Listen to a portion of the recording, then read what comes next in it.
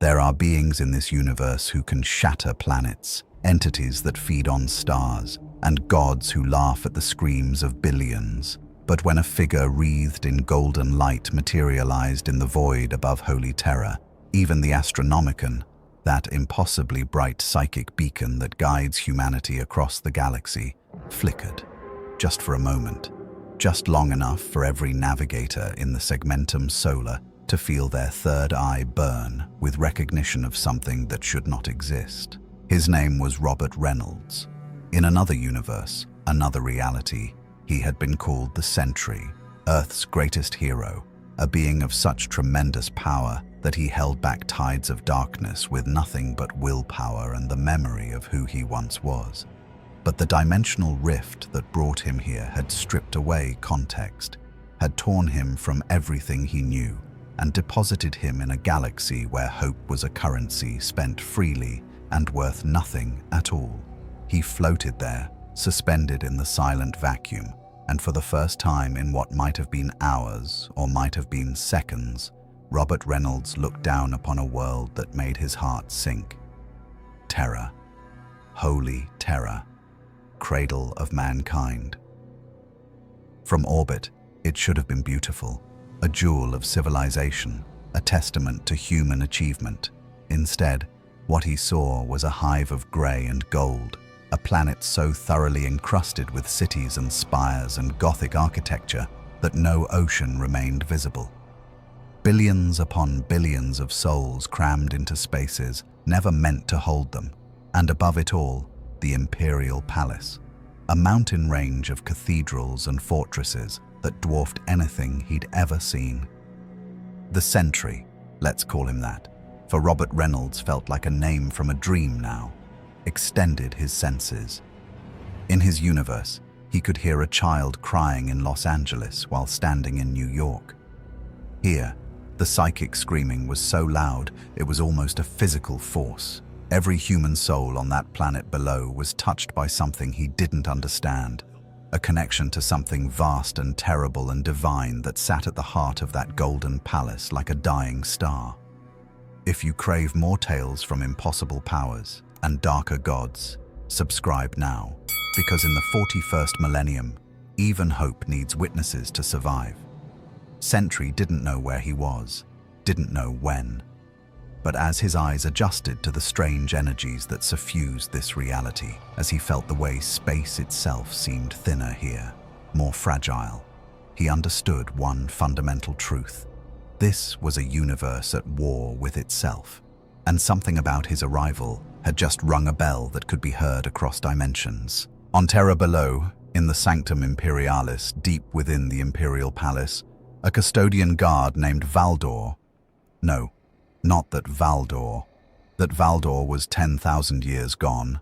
A custodian named Valoris, Captain General of the Adeptus Custodes, felt the psychic pressure change. The Emperor, entombed upon the golden throne, was reaching out. For the first time in centuries, the master of mankind's attention had fixed upon something with an intensity that made even his gene-crafted guardians take notice. Valoris moved with the fluid grace of a being designed for perfection. His guardian spear, a weapon that had ended the lives of greater demons and chaos champions, felt suddenly inadequate in his hands. "Prepare the companions," he spoke into the Vox link that connected him to his brotherhood. "Something has arrived. The Emperor wishes to speak with it." High above, Sentry tilted his head as he felt the psychic touch. It was like being seen by the sun itself, a consciousness so vast, so ancient, so utterly inhuman despite its origin that his mind recoiled. But within that terrible presence, he felt something else: recognition, curiosity, and underneath it all, a desperate, clawing hope that made his chest ache with sympathetic pain. The golden light around Sentry's form intensified as he made his decision. Wherever he was, whenever this was, someone down there needed help, and helping people. That was what Robert Reynolds did. That was who the Sentry was, even in a universe that looked like it had forgotten what heroes meant. He descended toward the imperial palace, a golden comet streaking through Terra's polluted atmosphere, and the galaxy held its breath. The Eternity Gate stood 300 meters tall, crafted from adamantium and auramite, inscribed with wards that could repel demons and burn the souls of the unworthy. It had not opened for anyone except the Captain General and the High Lords in living memory. Today, it swung wide without a single custodian touching it, groaning on hinges that had seen the siege of Terra itself, and Sentry walked through into the Sanctum Imperialis as if invited by an old friend. 300 custodian guards stood in perfect formation along the processional, the greatest warriors humanity had ever created, each one a work of art in auramite armor, each one capable of slaughtering a Space Marine chapter single-handedly. Their guardian spears tracked Sentry's movement with mechanical precision, but not one of them moved to strike. They couldn't. The psychic command radiating from the Golden Throne was absolute. Let him approach. Sentry felt their readiness, their controlled fury, the way each one of them had already calculated 17 different ways to kill him. In his universe, he might have smiled, might have tried to put them at ease. Here, walking down a corridor lined with warriors who looked at him with the cold assessment of butchers eyeing meat, he simply walked forward. The golden light that emanated from his body cast strange shadows on walls covered in murals depicting humanity's greatest victories and darkest defeats. "What manner of being are you?" The voice came from Valoris, who stood at the head of the formation, his personal heraldry marking him as the leader of this golden brotherhood. His voice was level, professional, but Sentry could hear the underlayer of threat. "You bear no mark of the warp, yet you pass through our wards as if they were gossamer. You are not of the materium as we know it, yet you stand before us in flesh." "My name is Robert Reynolds," Sentry replied, and his voice echoed strangely in the vast chamber. "Where I come from, they called me the Sentry. I don't know how I got here, or where here even is, but I felt..." He paused, struggling to put into words the psychic pressure that had drawn him down from orbit. "I felt someone calling, someone who needs help." Valoris's eyes narrowed behind his helm. The custodians processed information with the speed of cognitive engines, and every word, every gesture, every micro-expression was being analyzed and catalogued. "Help," Valoris repeated, and there was something almost like bitter amusement in his tone. "You offer help to the master of mankind, you who appeared above holy terror like some golden omen, who descended through defense systems that could vaporize battle fleets, who walk past the Emperor's chosen as if..." "Peace, Valoris." The psychic voice detonated in the chamber like a silent thunderclap. It was not words, not truly. It was meaning impressed directly onto consciousness, bypassing language entirely. Every custodian stiffened, decades of training the only thing keeping them from dropping to their knees.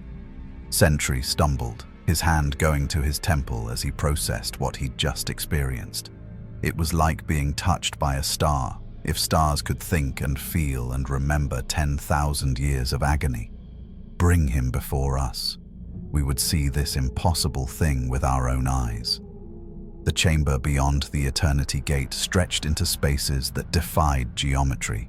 Cathedral merged with fortress, merged with laboratory, merged with throne room, all existing simultaneously in a way that made Sentry's vision blur. And at the center of it all, elevated on a dais of machinery and devotion, was the Golden Throne. The Emperor of Mankind sat in eternal vigil, his body a withered thing of ancient flesh, barely held together by technology beyond understanding and psychic will beyond measure. Tubes and cables fed into him, drained from him, sustained him in a state that was neither life nor death. His face, what remained visible beneath the monitoring equipment, was patrician, noble, and utterly exhausted in a way that transcended physical tiredness. But his eyes, His eyes burned with a light that made Sentry's own radiance seem like a candle beside a sun. Sentry approached the throne, each step feeling like wading through psychic pressure that would have crushed normal men into gibbering madness. Around him, servitors and tech priests worked at their stations with the mechanical devotion of those who had long since sacrificed their humanity for function. The air hummed with power, not the clean energy he knew, but something older, something that tasted of desperation and sacrifice and will. "You're dying," Sentry said, and it wasn't a question. His power let him see it, the way this being's consciousness was stretched so impossibly thin, holding back something vast and hungry that pressed against reality itself. "You're holding something back, something terrible, and it's killing you." "Yes." The psychic voice was quieter now, intimate, meant only for Sentry. Around them, the custodians stood like golden statues, unable to hear the communion between their master and this impossible visitor. "We are dying. We have been dying for 10,000 years, holding back the tide of chaos, lighting the Astronomicon, sustaining the Imperium of Man through psychic will alone. And now, something impossible has arrived, a being of such power that the warp itself recoils from you, yet you are not of the anathema. You are not of us. What are you, Robert Reynolds? What manner of god walks in mortal guise?" "I'm not a god," Sentry replied, his voice barely a whisper. I'm just someone who wanted to help people, someone who got power he didn't ask for and tried to use it to make things better." "And did you make things better?" The question hung in the air like a blade. Sentry thought of his universe, of the void that lived inside him, of all the times his power had caused as much destruction as salvation. He thought of the people who feared him, who looked at his golden light and saw only the shadow it cast. "I tried," he finally said. "I'm still trying." For a long moment, there was silence. Then, something that might have been a laugh, dry, painful, understanding. "Then we are alike, you and I. Come closer, Sentry. Let us see what hope another universe has sent to our darkest hour." The demonstration began at the Emperor's silent request, a psychic nudge that Sentry understood instinctively despite its alien origin. Valoris led him to an observation deck overlooking one of Terra's countless hive districts, a sprawl of grey habitation blocks where 30 million souls lived in spaces meant for 3 million. The pollution was so thick that Sentry could barely see the ground below, and the psychic misery rising from those cramped quarters was like a physical weight. "The Imperium endures through sacrifice," Valoris explained, his tone suggesting he was reciting doctrine. "Every soul serves the Emperor in their own way. These people work in the manufactorums, producing the material that keeps our armies supplied across 1,000,000 worlds. Their suffering is unnecessary," Sentry interrupted quietly. He extended his hand, and golden light poured from his palm like liquid sunshine. What happened next would be recorded in the logs of the Adeptus Custodes as Incident Aurum 1 and debated by inquisitors for decades to come. The light spread across the hive district like dawn breaking over a nightmare. Pollution that had choked the air for centuries simply ceased to exist, transmuted into breathable atmosphere. Buildings that had been on the verge of collapse for generations suddenly stood straight and strong, their structural integrity restored as if they'd been built yesterday. Water that flowed toxic through recycle systems ran clear and pure, and the people, the downtrodden, malnourished masses who had known nothing but grinding labor and slow death, they felt it. Centuries-old radiation sickness vanished. Malnutrition corrected itself. Children born with mutations from toxic exposure found their bodies healing, reshaping into what they were meant to be. A man who had been blind for 40 years opened his eyes and wept. The psychic scream of relief and joy that rose from 30 million souls hit the custodians like a physical force. Several of them actually stumbled, unprepared for such an overwhelming wave of positive emotion. On Terra, suffering was the baseline. Happiness was an aberration. Valorous stared at the transformed district, his enhanced mind struggling to process what his eyes were showing him. That's impossible. You healed an entire hive district, 30 million people, in seconds, without drawing on the warp, without... He turned to face Sentry, and for the first time, there was something other than professional assessment in his voice. There was fear. "What are you?" "I told you," Sentry replied, though he was already feeling the strain. It had been a small display by his standards, but something about this universe made his powers work differently. The energy flowed less smoothly, as if reality itself was denser here, more resistant to change. "I'm someone who helps people. Show us more." The Emperor's command pulled them to another location, this time to a tactical display showing the defense fleets around Terra. Hundreds of vessels, some kilometers long, bristling with weapons that could crack continents. One of them, a grand cruiser called the Righteous Fury, showed critical damage from a recent engagement with a Chaos incursion. 40,000 souls aboard, life support failing in 3 sections, warp drive leaking radiation that would kill everyone within a month. That ship would take 2 years in orbital dock to repair, Valoris provided. "Assuming we can spare the resources, most likely we'll evacuate what we can and scuttle her. The Imperium cannot afford..." Sentry's eyes glowed, and golden light lanced upward through Terra's atmosphere, through the void, across thousands of kilometers to touch the crippled warship. The effect was instantaneous. Hull breaches sealed themselves with material that was somehow stronger than the original adamantium plating. The corrupted warp drive expelled its taint and hummed back to life, clean and pure. Radiation simply stopped existing.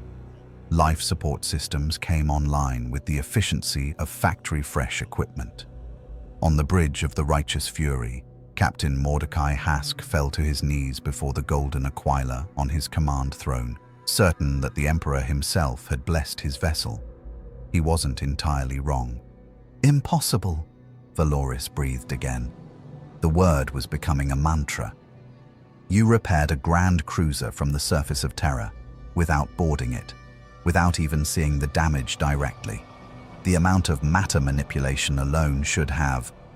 He stopped, his tactical mind working through implications. If you can do that to one ship, you could do it to entire fleets, entire armies. You could heal the wounded, restore the fallen, repair equipment that would take decades to... "I could do more," Sentry said quietly. His gaze had turned distant, looking at something beyond the physical. "I can feel them out there. Billions of people suffering across thousands of worlds. Soldiers dying in trenches, civilians starving under tyrant governors, entire planets crying out for help. I could reach them all. I could heal them all. I could..." Stop. The Emperor's psychic command cracked like a whip, and Sentry gasped, his vision clearing. When he looked down at his hands, they were shaking, and the golden light around them had taken on a strange, almost feverish quality. You feel it, do you not? The temptation, the need to save everyone, to fix everything, to impose your will upon reality until it matches your vision of how things should be. We know this feeling well, Sentry. We have wrestled with it for 30,000 years. But if I can help them, at what cost? You have been in our universe for mere hours, and already we see the signs. Your power flows differently here. The warp responds to you, tries to claim you, even as you reject it. And there is something else, something you carry with you, a shadow that matches your light. Sentry went very still. In his mind, he felt it, that familiar darkness that he'd thought left behind in his home universe. The void, the part of him that was everything Robert Reynolds feared to become. It was still there, and in this universe of endless war and suffering, it had found fertile ground. "I can control it," he said, but his voice lacked conviction. "Can you? In a universe where gods are real and feed on emotion, where hope is the rarest resource and despair is currency? Come, Sentry. We must speak of what you truly are and what you might become. For we fear that in trying to save our Imperium, you may damn us all." The observation deck fell silent save for the distant hum of machinery. Outside, a transformed hive district celebrated its impossible salvation. Aboard the Righteous Fury, 40,000 souls gave thanks for their miraculous deliverance. And in the shadows between stars, something ancient and hungry took notice of the golden light that had just announced itself to the galaxy. The ruinous powers always loved a good hero. They were so much more satisfying when they fell. The chamber they brought him to existed in a space that shouldn't be, a vault deep within the Imperial Palace, where reality was reinforced by wards so powerful they made Sentry's teeth ache. Custodians stood at every corner, but these were different from the guards he'd seen before. These warriors bore black armor beneath their gold, and their weapons hummed with energies that tasted of the same wrongness he felt pressing against the edges of his consciousness. "The Shadow Keepers," Valoris explained, his voice low and reverent. "They guard the palace's darkest secrets, the things even the Imperium's defenders must be protected from knowing." He gestured to the far wall, where a viewing portal showed what lay beyond. "The Emperor wishes you to understand what you truly face in this universe. Look." Sentry approached the portal and immediately wished he hadn't. Beyond the reinforced reality, beyond the wards and the prayers and the ancient technology, he could see it, a roiling sea of impossible colors and maddening geometries. It was like looking at a wound in space itself, a tear that bled emotion and nightmare in equal measure. Shapes moved within it, vast and terrible, things that his mind tried to interpret as creatures but failed because they were more concept than form. "The Warp," he whispered, and somehow he knew the name without being told. "The Immaterium, the Sea of Souls. The hell that presses against reality at every moment," Valoris confirmed. "It is where our ships travel faster than light, where psychers draw their power, and where the four ruinous powers hold court. Khorne, the Blood God; Nurgle, the Plague Father; Tzeentch, the Architect of Fate; Slaanesh, the Prince of Pleasure. They are gods born from the collective emotions of sentient beings, and they hunger eternally for the souls of the living." Sentry watched the warp churn and twist, and he felt something respond within him. The golden light that surrounded him flickered, and for just a moment, just a fraction of a second, it cast a shadow that looked back at him with hungry eyes. "You see it now, do you not?" The Emperor's voice filled the chamber, heavy with ancient sorrow. "The true nature of this universe. We are besieged on all sides by entities that feed on the very act of living. Every emotion, every thought, every desperate prayer strengthens the powers that would destroy us. Hope feeds Tzeentch with its ambition for change. Rage feeds Khorne with its desire for violence. Despair feeds Nurgle with its acceptance of decay. Even joy, twisted far enough, feeds Slaanesh." "Then how do you fight them?" Sentry asked, unable to tear his eyes from the roiling madness beyond the portal. "How do you survive?" "We endure, we suffer, we sacrifice. For 10,000 years we have sat upon the Golden Throne, burning 10,000 psychers daily to fuel the Astronomicon, holding back the tide of chaos with nothing but will and the last dregs of our power. We have watched our Imperium turn into a grotesque parody of our vision, a fascist theocracy that worships us as a god despite our rejection of such notions. But it endures. Humanity endures. And that, Sentry, is victory enough." Sentry turned from the portal, his face troubled. But I could help. I could. You could burn yourself out trying to save a galaxy too broken to be saved by one being, no matter how powerful. The Emperor's psychic voice softened slightly. We know. We tried. In the days before our entombment, we thought our power sufficient to reshape humanity, to guide them into a golden age. We were wrong. Our very strength became a weapon our enemies used against us. The void, Sentry said quietly. You sense it in me, don't you? The darkness that matches the light. We sense more than that. We sense what it could become in this universe of ours. The warp does not simply exist, Sentry. It responds. It reflects. It corrupts.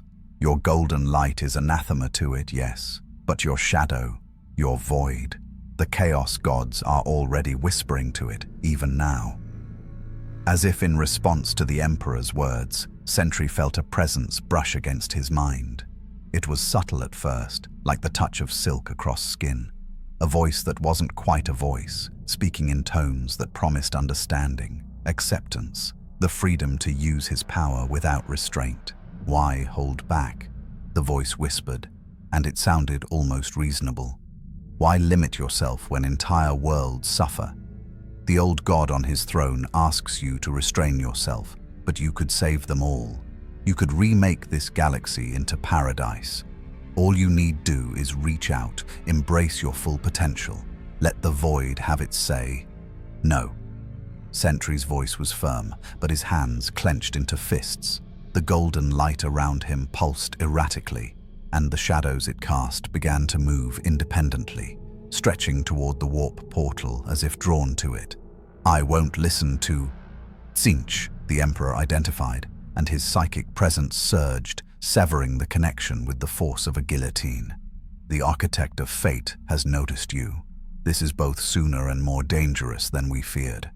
Valoris stepped forward, his guardian spear suddenly alive with crackling energy.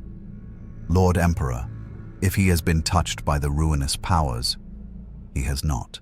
Not yet. But the touch has been offered, and offers from the Chaos Gods are like hooks in the soul. They will pull and pull and pull until either you are dragged into their depths or you tear yourself apart resisting. The Emperor's attention focused entirely on Sentry, and the weight of it was crushing. You asked how we fight them, Robert Reynolds. We fight them by accepting that victory is impossible, survival is temporary, and every day we hold the line is a day stolen from the jaws of damnation. We fight them by sacrificing everything we might have been for the bare hope that humanity might endure another millennium. That's not fighting, Sentry protested. That's just dying slowly. Yes. Welcome to the 41st Millennium.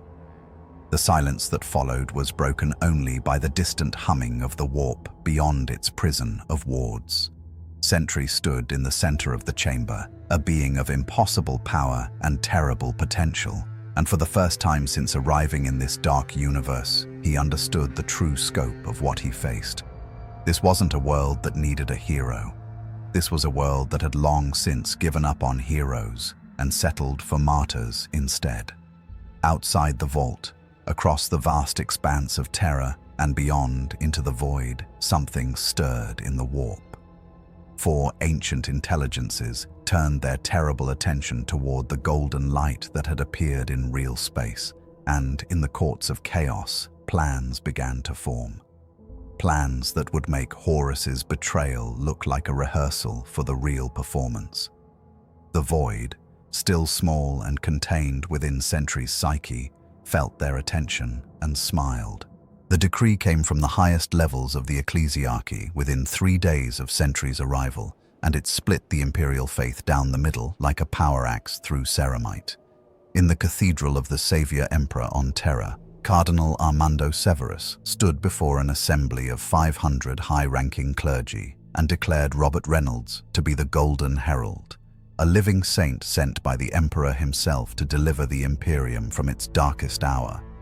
In the Cathedral of Eternal Vigilance, barely 2 kilometers away, Cardinal Jessica Thornwald declared the exact opposite before an equally large congregation. The golden being was a trick, a deception, perhaps even a demon of Tzinch wearing the skin of hope to lead the faithful astray. To worship him was heresy, to follow him was damnation. Both had evidence, both had witnesses, both were absolutely certain they were right.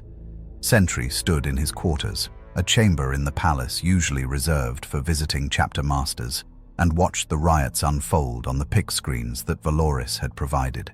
The Adeptus Arbites were already deploying in force, their shock mauls rising and falling on believers and denouncers alike. Blood ran in the streets of Terra's upper spires, where such concepts as streets still existed. The faithful were killing each other over whether he was salvation or destruction. "I healed them," Sentry said quietly, his voice hollow. "I fixed their homes. I cured their diseases. How did that turn into this?" "Because you gave them hope," Valoris replied. The Captain General stood by the door, his golden armor reflecting the chaos on the screens. And hope, in the Imperium, is the most dangerous substance in existence. For 10,000 years, the people have been taught that suffering is holy, that pain is prayer, that to endure is to serve the Emperor. You arrive and undo all that suffering with a gesture. What does that say about the 10,000 years of pain they've already endured? Was it meaningless? Was it unnecessary? "Yes," Sentry said, and his hands clenched. "It was unnecessary. People shouldn't have to suffer like that. They shouldn't have to. But they did. And now you've shown them they didn't have to, and that truth is tearing the Imperium apart." Valoris gestured to another screen, where a Ministorum priest was setting himself on fire in front of a crowd, screaming that the Emperor tests the faithful, and those who accept easy salvation are already damned. Cardinal Thornwald's faction believes you are a test, that the Emperor has sent you to separate the truly faithful from the weak. Those who accept your help prove they were never strong enough to serve. That's insane. That's the Imperium. Valoris's tone carried no judgment, only statement of fact. And Cardinal Severus's faction is equally problematic. They want you to heal entire sectors. They want you to restore the Phalanx's void shields, purge the Tyrannid hive fleets, resurrect the fallen Primarchs. They see you as the answer to every prayer they've ever screamed into the void. On another screen, Sentry watched a woman hold up her child, a boy no more than 5, missing both legs from a factory accident. The press of bodies around her was crushing. Thousands of pilgrims who had somehow heard about the golden being in the palace and traveled across Terra for a chance at his blessing. "Please," the woman's voice crackled through the picked feed. "Please, just touch him. My son, he can't work. He'll be culled, please." Sentry moved toward the door. Valoris blocked him with one armored gauntlet. "No, that's a child. That's one child among billions. If you go out there, you will be crushed by the mob. Not killed, you're too powerful for that, but they will tear you apart trying to get to you. Every sick child, every wounded veteran, every mother who has lost a son, every father who has watched his daughter die from diseases we cannot cure. They will come. They will never stop coming. And when you cannot save them all, and you cannot, Sentry, not even you, they will either worship you as a god who chose not to save them, or damn you as a fraud who never could." The golden light around Sentry flickered, and for a moment the shadows grew long. His voice, when it came, was strained. "So what do I do? Just ignore them? Let them suffer when I could help? You make a choice." The Emperor's voice filled the chamber, and both warriors stiffened. "A choice we faced long ago.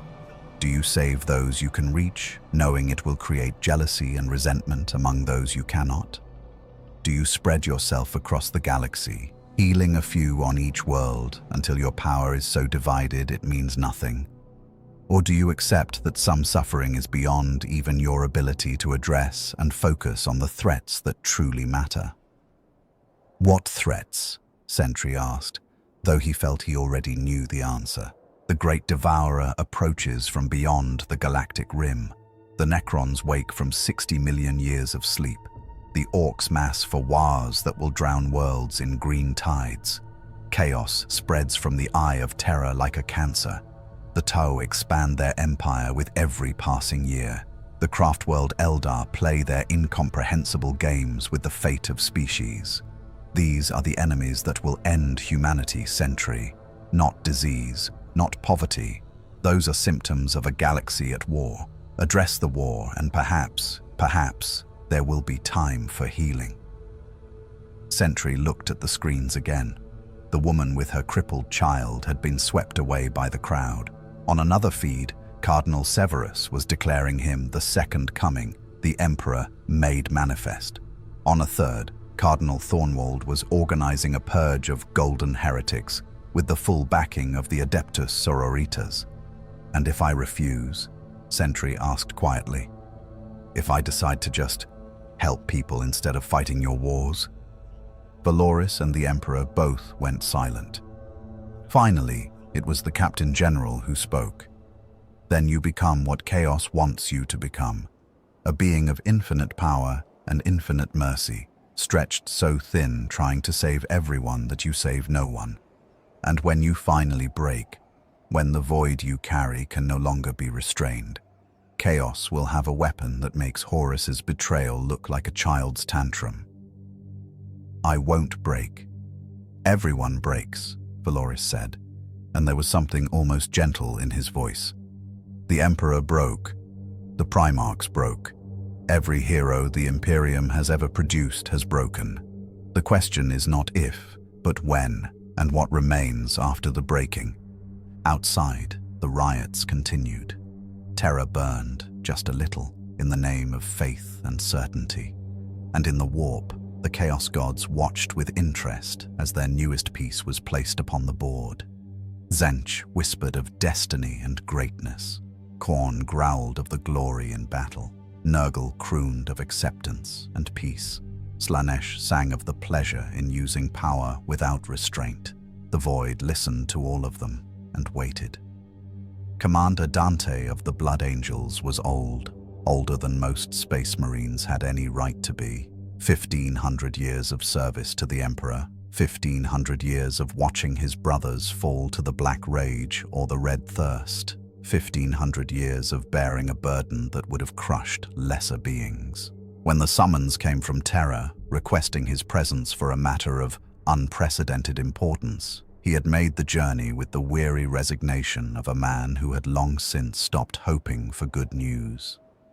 The golden being who met him in one of the palace's strategiums was not what he expected. "Commander Dante," Sentry said, extending a hand in greeting. The gesture was so normal, so human, that Dante found himself taking it despite centuries of protocol screaming that one did not casually shake hands with potential living saints. "Thank you for coming. I know you have a chapter to lead, wars to fight. I wouldn't have asked if it wasn't important." Dante studied the being before him with eyes that had seen horrors beyond counting. The golden light was real. His enhanced vision could detect no trickery, no warp taint, just pure radiant energy that made his skin prickle. "The Emperor's representative indicated you wished to discuss the affliction that plagues my chapter, the Black Rage. I want to help," Sentry said simply. "I've been studying your condition. Valoris provided me with medical logs, genetic records, everything I could ask for. The way I understand it, your chapter carries a genetic flaw inherited from your Primarch, Sanguinius. When the stress of battle triggers it, your brothers relive his final moments, his death at Horus's hands. They lose themselves in rage and bloodlust, becoming monsters," Dante finished, his voice flat. "Noble monsters who die in a final blaze of glory in the Death Company, but monsters nonetheless. Every Blood Angel lives with the knowledge that one day, without warning, we will fall to the rage. We will lose everything we are and become nothing but fury and the memory of our father's death. What if it didn't have to be that way? The silence that followed was profound.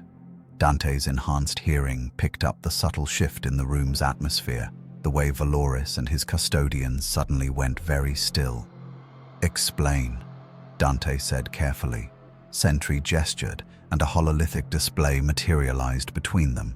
Imagery of blood angels' gene seed, the twisted pathways where genetic memory had become genetic curse. "Your flaw isn't just biological, it's psychic. When Sanguinius died, the trauma was so intense it scarred every gene son who carries his legacy.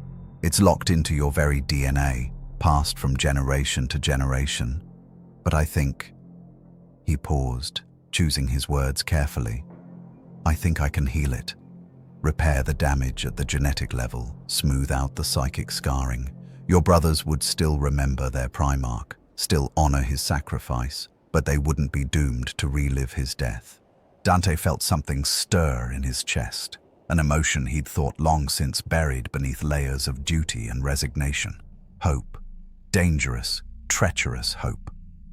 "You could cure the Black Rage, the affliction that has haunted my chapter for 10,000 years. You could simply undo it." "I could try."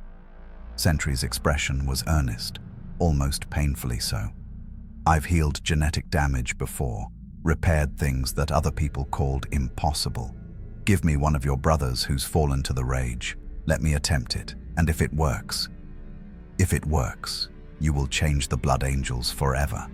Dante interrupted. His voice had gone cold, tactical. "And you will create questions that could tear the Imperium apart." "What do you mean?" Dante turned away, his ornate armor gleaming in the chamber's light. "If you can heal the Black Rage, why not heal the flesh change in the Thousand Suns? Oh, but they're traitors now, so perhaps that ship has sailed. But what of the Space Wolves and their Wolfen curse? The Dark Angels and their fallen? Every chapter has its secret shame, Sentry.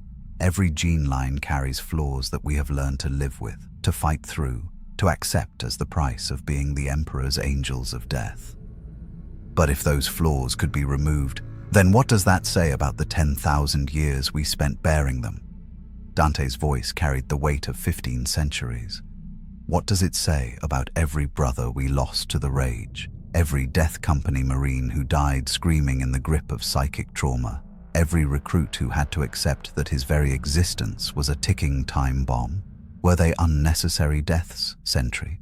Were they martyrs for nothing?" Sentry's golden light flickered.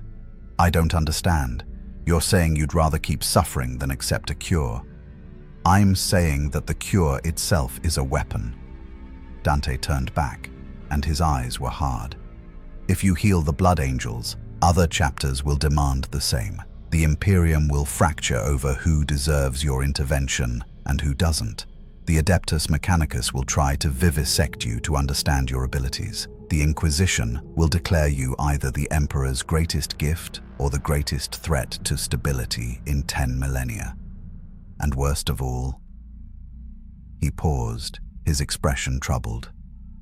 "Worst of all, chapters will stop being what we are.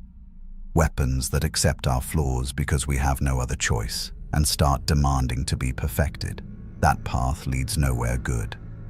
So you're refusing treatment." Sentry's voice was flat with disbelief.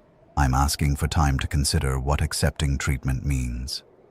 Dante stepped closer, and despite the height difference, Dante in his full armor towered over the golden being. There was a strange equality between them. Both were warriors. Both bore impossible burdens. "Bring me Brother Morlio. He fell to the Black Rage 3 days ago, has been suspended in a stasis field awaiting deployment with the Death Company. If you can restore him, truly restore him, mind intact, sanity returned, I will see it with my own eyes before I make a decision that will echo through the chapter for generations." Valoris spoke for the first time, his voice carefully neutral.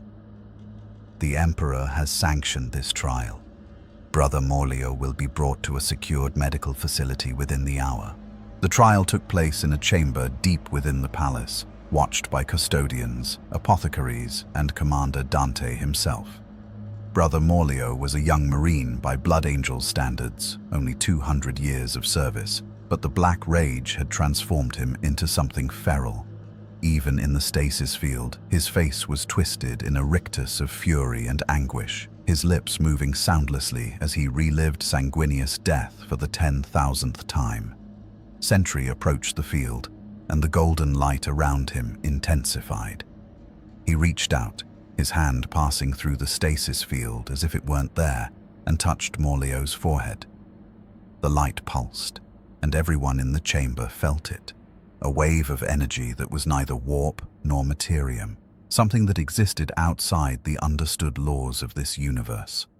Brother Morleo screamed, not in rage, but in confusion, in terror, in the voice of a man waking from a nightmare that had consumed his entire existence. His eyes, which had been red with bloodlust, cleared to their normal brown. His face relaxed. His hands, which had been clenched into claws, opened.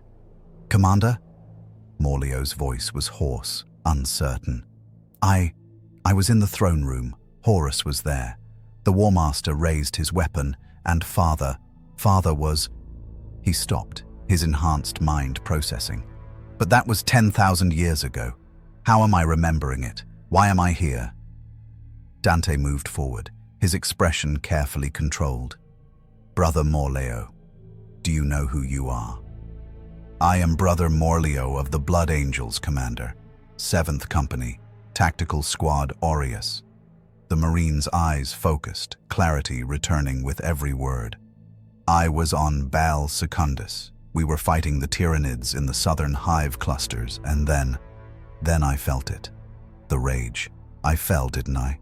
I should be with the Death Company, I should be..." He looked at his hands, turning them over. "But I'm not. The rage, it's gone. I remember falling to it, but it's gone." Sentry stepped back, and the relief on his face was profound. "It worked. I removed the psychic scarring, repaired the genetic damage. He's cured." Dante said nothing. He simply stared at Brother Morleo, at a Marine who should have been lost forever, now restored. The apothecaries moved forward with their equipment, running scans, taking gene samples, their voices hushed and urgent as they confirmed what everyone could see. "Remarkable," one of them breathed. "The gene seed is pristine.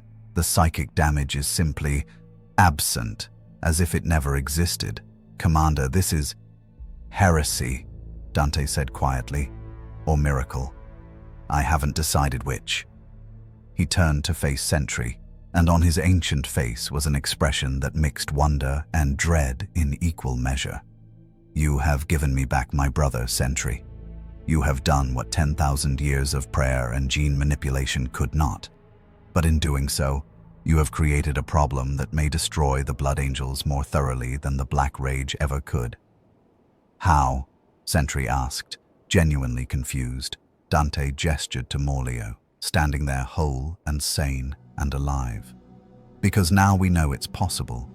Now every Blood Angel who falls to the Rage, every Death Company Marine who was ready to die with honor in battle, every brother who accepted their doom as the price of being Sanguinius's sons, now they'll wonder, now they'll hope. And hope, in the Imperium, is the most toxic substance known to man." In the shadows at the edge of the chamber, something that was neither light nor darkness smiled. The void had seen what Sentry's mercy could create, and it approved. After all, the road to damnation was always paved with the best of intentions. It started during a routine inspection of the restored Hive district, the first one Sentry had healed upon his arrival.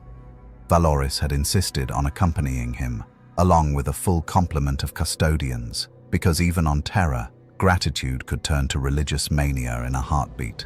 What they found was worse than mania. The district was empty, not abandoned, emptied. 30 million people had lived in those hab blocks 3 weeks ago. Now, as Sentry walked through streets that should have been choked with humanity, his footsteps echoed in silence. The buildings stood pristine and perfect, exactly as he'd left them. The water still ran clear. The air still tasted clean. But there were no people. "Where did they go?" Sentry asked, and his voice sounded small in the vast emptiness. Valoris consulted a data slate, his expression growing darker with each line he read. Initial reports suggested mass pilgrimages to other districts, spreading word of the Golden Miracle. But the numbers don't match. 30 million people don't simply vanish. We've been tracking movement patterns across Terra and... He stopped, his jaw tightening. "We need to go, now." They found the first bodies in the Underhive, 3 levels below where the district's foundations met Terra's ancient bedrock. Thousands of them, arranged in a pattern that made Sentry's stomach turn. They hadn't been killed. They'd been transformed. Their flesh had merged with the rockcrete, their bones twisted into new shapes, their faces frozen in expressions that mixed ecstasy and horror in equal measure. "What happened to them?" Sentry breathed. "You did." The voice came from the shadows, and a figure stepped into the light. It wore the robes of a Ministorum priest, but its face was wrong. Too many eyes, too many mouths, all of them smiling. "You showed them paradise, Golden One. You gave them a taste of perfection, and when you left, they couldn't bear to return to their suffering. So they found another way." Valoris's guardian spear was up and crackling before the thing finished speaking. "Demon, Sentry, get behind."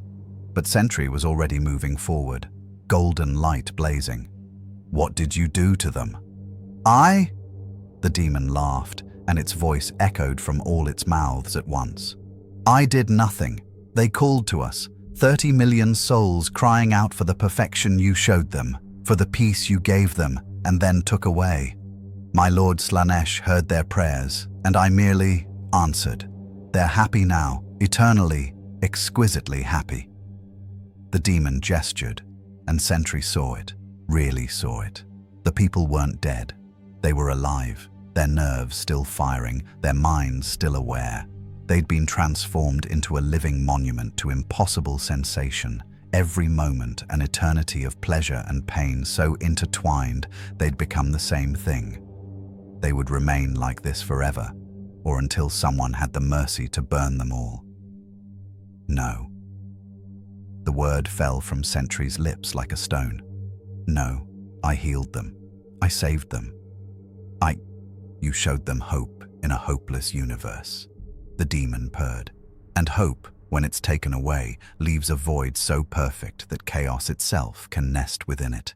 Thank you, Golden One. This is the finest feast my lord has received in centuries." Valoris didn't give the demon time to say more. His guardian spear flashed, and the creature exploded into warp stuff and ichor, but the damage was done. 30 million people, transformed into monuments to the danger of Sentry's mercy.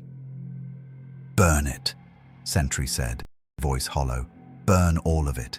Don't let them suffer like this." "It's already done," Valoris replied quietly, and indeed flamer teams were already moving into position. "But Sentry, this is only one district. We need to check the others. We need to..." He was cut off by a Vox transmission, the kind that carried when reality itself wanted you to hear it. The voice that crackled through belonged to Captain Hask of the Righteous Fury, the grand cruiser Sentry had healed. But it sounded wrong. Too deep, too resonant, too full of an emotion. Might have been joy, or might have been madness. "Golden One," the voice boomed. "Hear me. You gave my ship life, and in gratitude I offer you ascension. Khorne has shown me the truth. Power is meant to be used. Strength is meant to be tested. You and I, we shall paint the galaxy red with the blood of the unworthy." On every picked screen in the district, the same image appeared. The Righteous Fury, its hull now decorated with brass and skulls, its crew transformed into howling berserkers, turning its guns on the other ships in Terra's defense fleet. The ship Sentry had saved was now slaughtering its former comrades. "No," Sentry whispered. But the evidence was undeniable. His healing had been so complete, so perfect, that when Captain Hask fell to chaos, as so many Imperial officers eventually did. There had been no weakness for the Inquisition to exploit, no structural damage to sabotage the ship. Sentry had given Khorne a pristine weapon, and then he felt it. The thing he'd been suppressing since arriving in this nightmare universe. The darkness he'd kept locked away behind walls of will and determination. The void stirred, and for the first time since leaving his home reality, it spoke. "They blame you," the void whispered in his mind. "They call your mercy a curse. They fear your help. But I don't. I understand you, Robert. I know what you're capable of. Let me out.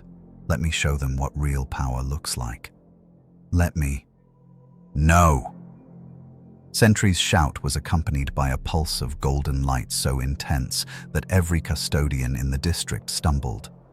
The light burned away the shadows, purged the corruption from the air, and for a moment, just a moment, Terra's polluted sky showed blue. But when the light faded, Sentry's shadow remained, and it was darker than it should have been, and it moved independently, and when Valoris looked at it with his enhanced vision, he saw something looking back.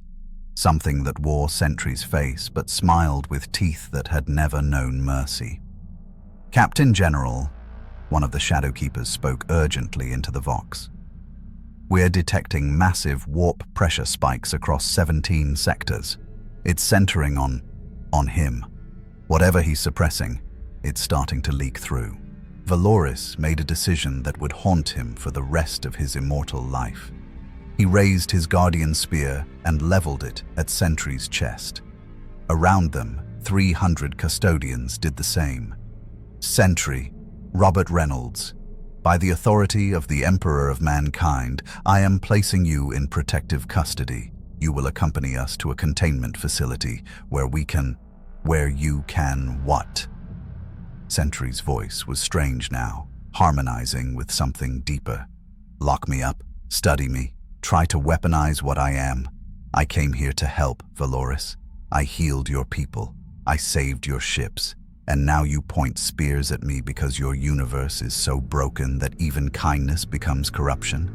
"Not kindness," Valoris said, and his voice carried genuine regret. "Innocence. You are innocent of this universe's nature, Sentry, and that innocence is being weaponized against us all. The Emperor foresaw this. He knew that beings of pure power cannot exist in this reality without consequence. You must be contained, for your sake and ours." The shadows around Sentry deepened. His golden light flickered and pulsed erratically.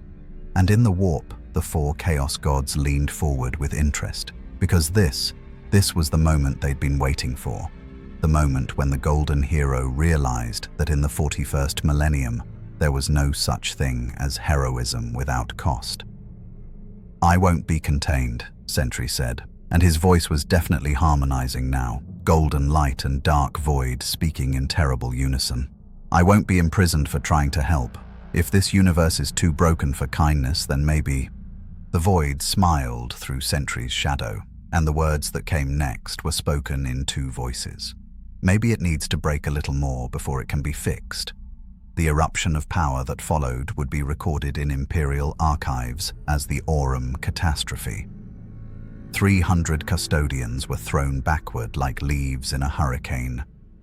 Valoris himself was embedded 3 meters into a reinforced wall, and Sentry, or the thing that Sentry was becoming, rose into the polluted terror sky on wings of golden light and deepest shadow.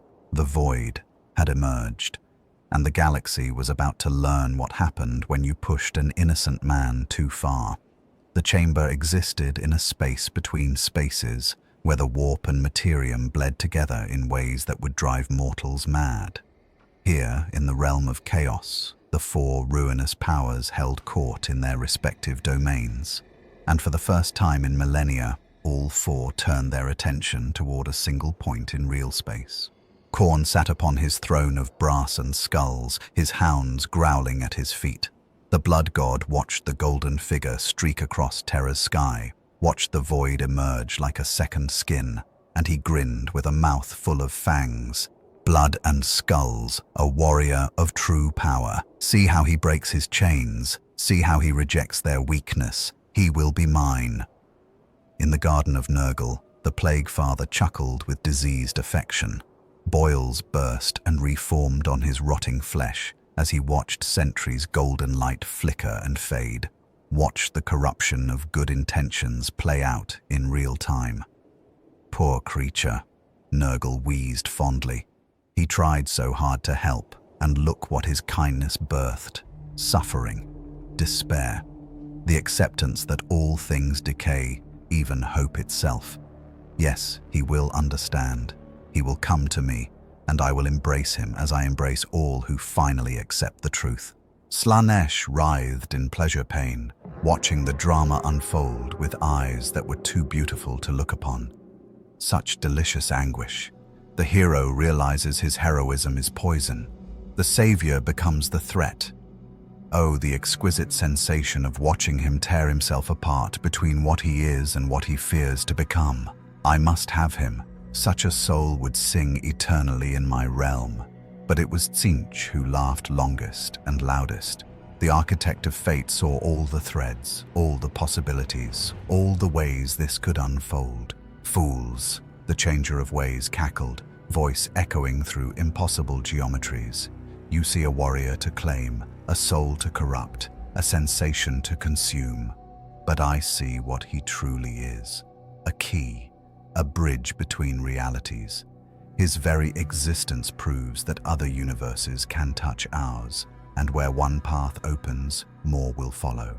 Through him, we gain not just power in this reality, but access to infinite others. In unison, the four Chaos Gods reached out.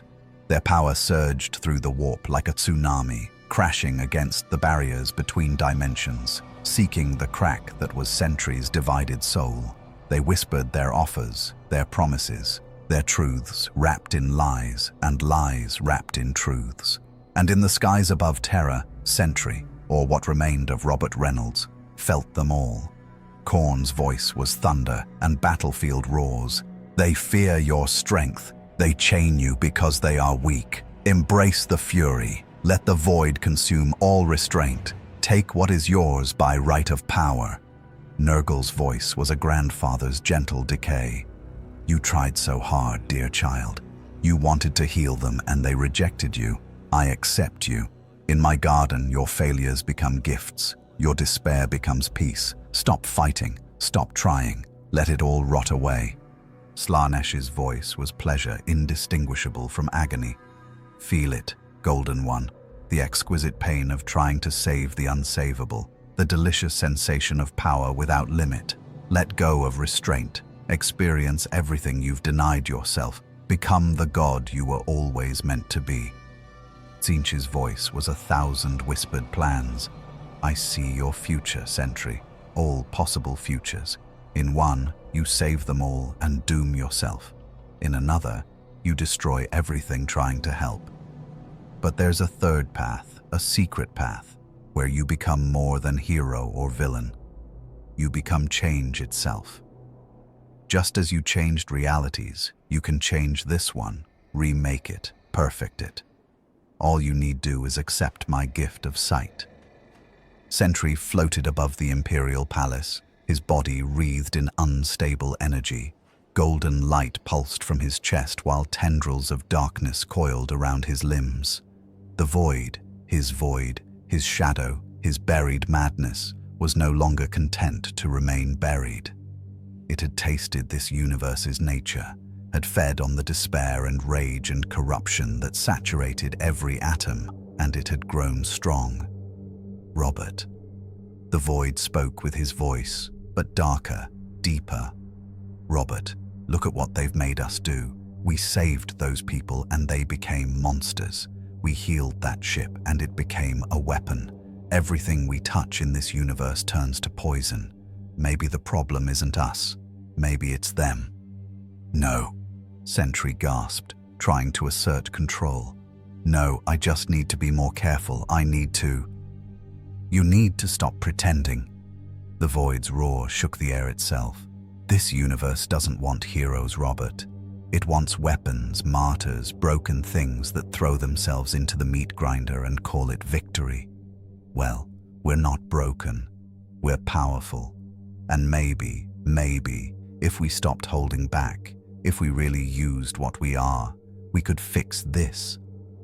Below, alarms were shrieking across Terra. The defense fleets were repositioning, pointing weapons designed to crack continents at the golden figure in their sky.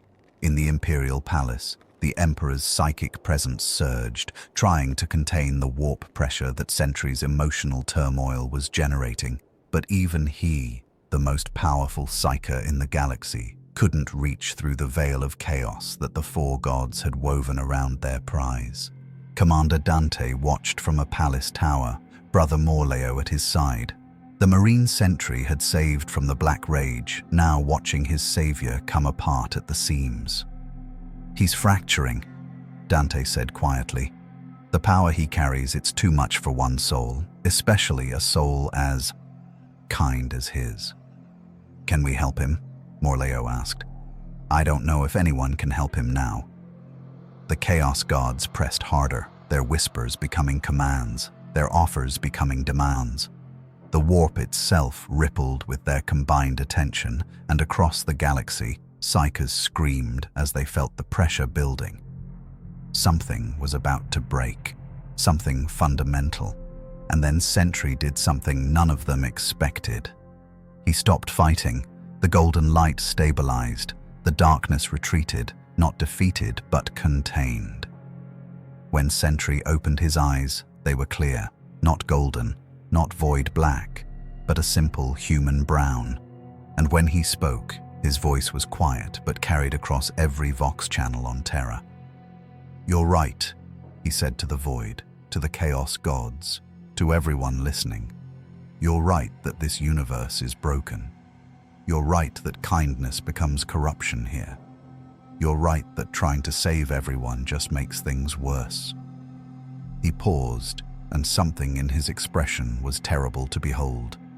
"But you're wrong about the solution." The Chaos Gods felt it then, the shift in Sentry's nature, the moment where innocent power made a choice that would echo across the galaxy.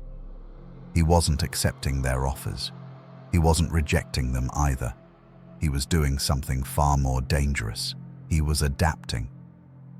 "If this universe won't accept mercy," Sentry said, and his voice was cold now, calculated, "then I'll learn to speak its language. If kindness becomes corruption, then I'll become what this reality understands. Not a hero, not a villain, not a god, but something that can survive here long enough to understand what's really wrong and how to fix it."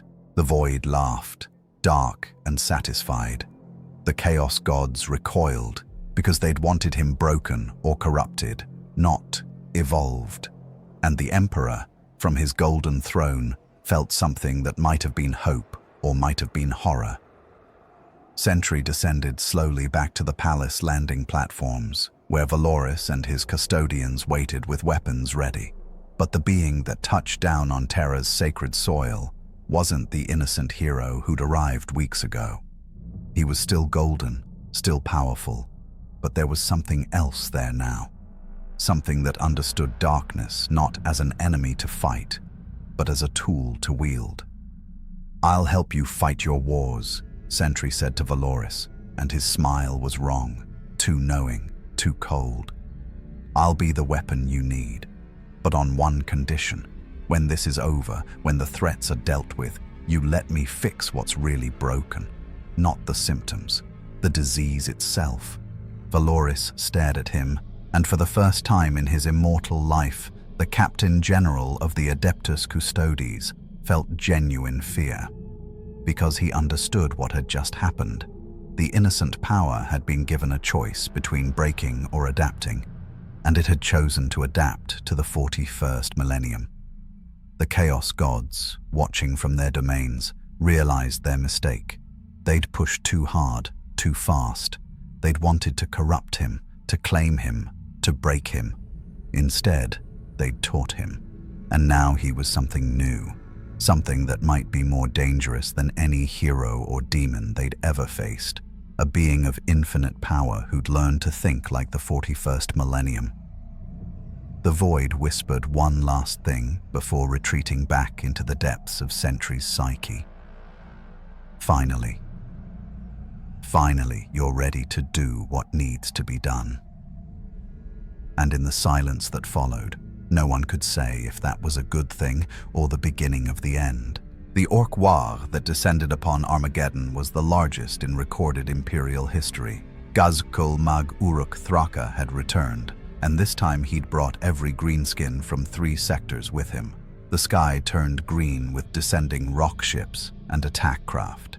The ground trembled with the footfalls of gargants that towered over hive spires, and the psychic pressure of billions of orcs believing, absolutely and completely, that they were going to have the best fight ever. That pressure alone was enough to make reality wobble. Sentry arrived on Armageddon 3 hours after the first wave hit. He materialized in the middle of Hive Tartarus, where the 301st Cadian Regiment had just been overrun by a tide of boys that turned the streets into a meat grinder. The Orks stopped mid-slaughter, their beady red eyes focusing on the golden figure that had appeared like some kind of Hume-Git trick. "Aye!" bellowed a knob wielding a power claw the size of a tank. "What's this den? Some kind of shiny git think he's RD?" Sentry didn't answer with words. He answered with violence. The blast of energy that erupted from his body vaporized every orc in a 3-kilometer radius. Thousands of them, gone in an instant, reduced to ash and the fading echo of their surprised war cries. The Cadians, those who remained alive, stared in shock at the suddenly empty streets. "Regroup," Sentry commanded, his voice carrying with unnatural clarity. "Get your wounded to cover. The Orks are going to be very interested in me now." He was right. The psychic roar that went up from the War was like nothing the planet had ever heard. Every Ork on Armageddon felt it, the presence of something that had just killed thousands of boys in a single hit. Every green-skinned brain translated that sensation the same way. Biggest fight ever. "Wah!" The cry came from millions of throats simultaneously. The Orks stopped their systematic looting and killing and burning, turning as one toward the shiny git what needed a proper crumpin. Even Gazkul himself felt the pull, his massive form rising from the command rock where he'd been planning strategy. "Now that's more like it," the warlord growled, his bionic jaw clicking with anticipation. "Finally, something interesting." Sentry rose into the ash-choked sky, and the Orks came for him like a green tidal wave. Dakka jets and fighter bombers filled the air, their crude but effective weapons opening fire with enough concentrated firepower to level a fortress. Sentry flew through the storm of bullets and missiles, and where his golden light touched, Ork aircraft simply ceased to function. Engines died, fuel exploded. Pilots found their aircraft turning into flying coffins. But for every Ork he killed, 10 more arrived. That was the nature of a war. The more fighting there was, the more Orks wanted to join in. Sentry had made himself the biggest target on the planet, and every greenskin with working legs was now converging on his position. "Good," Sentry muttered, and the void stirred in agreement. Let them come. What followed would be called the Slaughter of Tartarus Plain in Imperial records, though the Orks had a different name for it.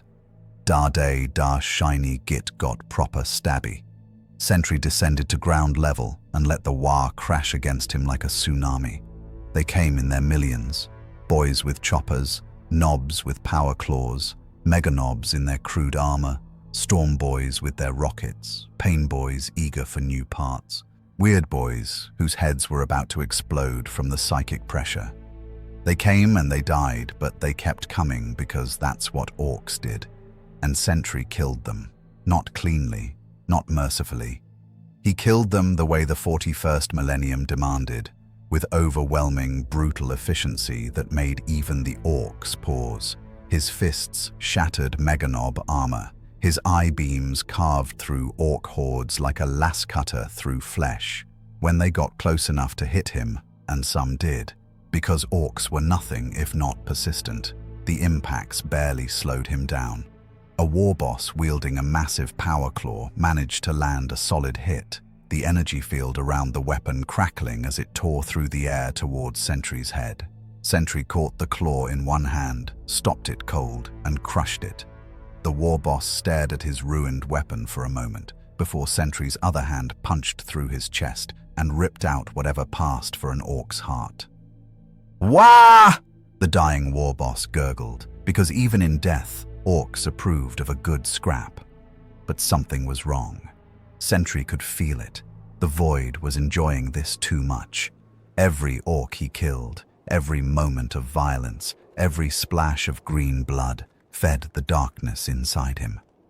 Khorne's whispers grew louder, praising each kill, encouraging him to let go, to embrace the glory of endless slaughter. Yes, this is what you were made for, not healing, not mercy. This, the strong crushing the weak, the worthy culling the unworthy, blood for the blood god. "Shut up," Sentry growled, but his hands didn't stop moving. An Ork came at him with a rocket launcher. He grabbed the Ork, used him as a club to beat 3 others to death, then threw the body into a charging mob with enough force to create a crater. The Imperial forces watching from the hive walls didn't know whether to cheer or flee. This was their salvation, a being of such power that he was single-handedly turning the tide of a war that should have drowned the planet. But there was something wrong about the way he moved now, something mechanical and merciless that made even veteran guardsmen uncomfortable. "He's not trying to save them," one of the Cadian survivors muttered, watching through magnoculars. "He's just killing, like it's a job." And it was. Sentry had learned the lesson this universe wanted to teach him. Mercy got corrupted. Kindness became weakness. But violence? Violence was the one currency that worked everywhere, that couldn't be twisted by chaos because chaos already understood it. So he'd become violence incarnate, at least for today, at least for this battle. The problem was that violence had a cost, and the Void was collecting interest. Ghazghkull finally arrived, his massive form crashing through the Ork ranks like a living battle wagon. The warlord was 3 meters of armored fury, his cybernetic enhancements making him more machine than Ork, his power claw crackling with enough energy to vaporize a tank. He looked at the golden git standing in a crater filled with Ork corpses, and he grinned. "Used a one," Ghazghkull rumbled. "Used the reason I came back. The gods told me there was gonna be a fight worth having on this planet. Didn't believe 'em at first, but looky here. You's killed, what, 10,000 of me boys? More, that's proper impressive, that is." Sentry looked up at the massive warlord, and for the first time since the battle began, he hesitated. Because he could see it now. The way the Orks' belief was empowering Ghazghkull, making him more than just a massive greenskin. The warlord was becoming something else, something that existed half in the Imperium and half in the warp, sustained by the collective faith of billions of Orks that he was Dar best.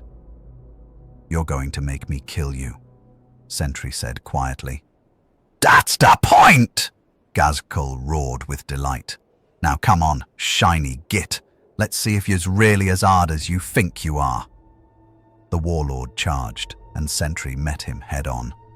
The impact of their collision created a shockwave that flattened everything within 50 meters. Ghazghkull's power claw came down like a guillotine, and Sentry caught it. Barely. The energy field around the weapon burned his hands, and for the first time since arriving on Armageddon, he felt pain. Real pain. The kind that reminded him he wasn't invincible, no matter what the Void whispered. They traded blows that would have killed lesser beings. Ghazghkull's armor cracked and reformed, his mech's work proving its worth.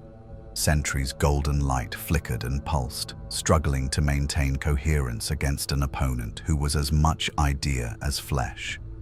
Around them, the Orks watched in awed silence, because this was what they lived for, the ultimate scrap, the biggest fight.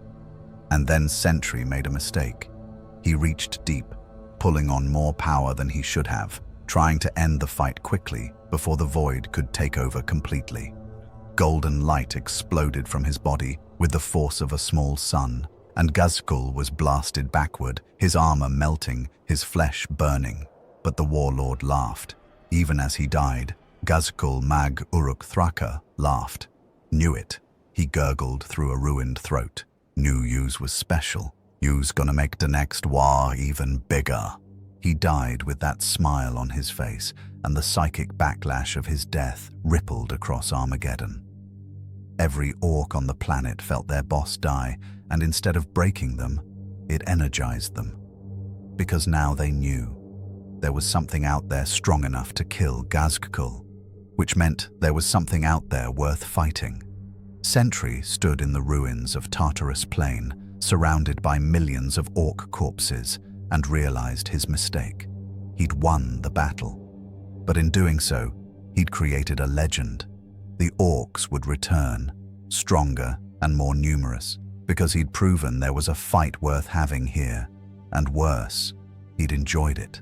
The killing, the violence, the raw expression of power without restraint. The void had fed well today, and it was stronger now, more difficult to contain. As the sun set over Armageddon, casting the killing fields in bloody light, Sentry looked at his hands and saw they were trembling. Not from exertion, from the effort of not continuing the slaughter, not seeking out every remaining orc on the planet and ending them all in one final glorious purge. "Still with us?" Valoris's voice came over the Vox.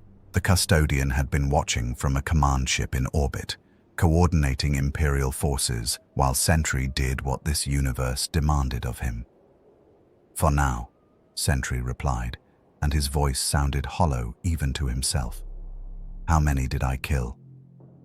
"Preliminary estimates suggest 3 million orcs, possibly more. You've single-handedly broken the back of the largest war in recorded history." Valoris paused. "The Emperor wishes to commend your—" "Don't." Sentry cut him off. "Don't commend me. Don't thank me. Just tell me, is this what it takes? To survive here? To help? Is this what I have to become?" The silence that followed was answer enough. On Armageddon, the Imperium celebrated a miraculous victory. But in the warp, the Chaos Gods smiled. Because they'd seen what Sentry hadn't, that every act of violence, no matter how necessary, fed the darkness. And sooner or later, the void would grow strong enough that it wouldn't need permission to emerge. It would simply take what it wanted. The transformation began on the journey back to Terra, in the cold silence of the warp transit. Sentry sat alone in quarters aboard the strike cruiser Eternal Vigilance, staring at his hands. They looked the same, human hands, capable of tenderness, of creation, of healing. But he could still feel the ghost sensation of orc flesh tearing beneath his fingers, still hear the wet crunch of alien bones shattering under his blows. 3 million. 3 million deaths. The number should have horrified him, should have made him sick, should have proven that he'd gone too far, become something monstrous. Instead, he felt nothing. That's the problem, isn't it? Sentry spoke to the empty room, but he wasn't alone. The void stood in the corner, no longer just a shadow, but something almost tangible. It wore his face, his body, but its eyes were empty of everything except cold certainty. "You're winning." "Winning?" The void laughed, and the sound echoed wrong in the confined space. "Robert, there's no competition here. There never was. I'm not separate from you. I'm not some demon or parasite. I'm what you become when you stop lying to yourself about what power really means. I'm not a killer. You killed 3 million orcs in 6 hours. You enjoyed it. You're standing there trying to feel guilty, trying to force yourself to care, and you can't, because deep down you know the truth this universe has been trying to teach you since you arrived." The void stepped closer, and Sentry couldn't tell anymore where the shadow ended and his reflection began. "Mercy is weakness. Kindness is corruption. The only thing that matters in the 41st millennium is power and the will to use it. Sentry wanted to argue, wanted to reject the Void's words. But the memory of Armageddon wouldn't let him. He'd saved that world, hadn't he? Saved billions of Imperial citizens from being overrun by the greenskin tide. All it had cost was 3 million Ork lives, and Orks didn't even count as people in this universe. They were a plague, a cancer, something to be eradicated. So why did accepting that feel like losing? The ship shuddered as it transitioned from the warp back into real space, and alarms immediately began shrieking. Sentry moved to the viewport and saw what had triggered them, a space hulk, massive and derelict, drifting across their path. But this wasn't just debris. He could feel the wrongness radiating from it, the taint of chaos that clung to every corroded surface. "Contact the bridge," Sentry said to the Vox system. "I'm going to..." He stopped, because he'd been about to say help, but that word felt meaningless now. Help implied care, implied mercy, implied wanting to save people because it was the right thing to do. But standing there, staring at that corrupted hulk, all he felt was the cold calculation of threat assessment. The hulk contained enemies. Enemies needed to be eliminated. Simple, clean, efficient. "Now you understand," the Void whispered, and its voice was his voice. "Now you're ready." When Sentry materialized on the space hulk, he found it crawling with chaos cultists and the warped things that had once been human. They'd been conducting some kind of ritual, their chanting filling the twisted corridors with psychic pressure that would have driven normal men insane. When they saw him, the golden figure appearing in their midst like an avenging angel, they attacked with the mindless fury of the damned. Sentry killed them all. Not with the explosive displays of power from Armageddon, but with precision. Clinical. He moved through the corridors like a surgeon cutting out tumors, each gesture perfectly calculated to end life with minimum effort. A snap of fingers vaporized a cultist's brain. A gesture collapsed a corrupted warrior's lungs. He didn't waste energy, didn't waste motion, didn't waste thought on who these people had been before chaos claimed them. They were threats. He eliminated threats. That's what this universe needed. In the heart of the Hulk, he found the ritual chamber where a greater demon was trying to claw its way through reality. The thing was massive, a creature of impossible geometry and screaming madness that existed in 6 dimensions simultaneously. Its very presence was agony, a violation of everything that should be possible. Sentry reached out and simply unmade it. Not with violence, not with a grand battle. He reached into the fundamental structure of the demon's existence and erased it, the way you might delete a file from a computer. The demon didn't die. It simply stopped being. Its essence scattered across the warp so thoroughly that even its true name ceased to have meaning. The power required for such a feat would have burned out 1,000 psychers. Sentry barely felt it, and that should have worried him. Should have been a warning sign that he was drawing on something beyond his normal abilities. But he felt nothing except satisfaction at a job efficiently done. Perfect, the Void purred, and Sentry realized with creeping horror that he couldn't tell which one of them had thought that word. You see, no mercy, no hesitation, no weakness, just power, properly applied. This is what you were always meant to be, Robert. Not a hero, not a villain, just necessary. When Sentry returned to the Eternal Vigilance, Valoris was waiting for him in the docking bay. The Captain General studied him with those ancient, calculating eyes, and Sentry saw the exact moment when the custodian recognized what had changed. "You've fallen," Valoris said quietly. Not an accusation, just a statement of fact. "I've adapted," Sentry corrected. "Isn't that what you wanted? What the Emperor wanted? A weapon that could function in this universe without breaking?" There's a difference between adapting and losing yourself. Is there? Sentry's voice was cold now, emotionless. I've killed millions of the Emperor's enemies. I've saved billions of his subjects. I've done more good in a few weeks than most Space Marine chapters accomplish in decades. Isn't that what matters? Results. Valoris was silent for a long moment. Then, "The Emperor wishes to speak with you, immediately." The audience chamber was empty except for the golden throne and its eternal occupant. Sentry approached without ceremony, without the deference others showed. He simply walked up to the dying god and waited. "You have changed," the Emperor observed, not disappointment in his psychic voice, just acknowledgement. "I've become what this universe needs." Have you? Or have you become what chaos needs? The question hung in the air like a blade. Sentry felt the void stir, felt it wanting to rage at the accusation, but he suppressed it, barely, and forced himself to think. "I don't serve chaos. Not yet. But tell us, Sentry, when you killed those Orks, when you unmade that demon, when you stood in a chamber filled with corpses of your making, did you feel anything?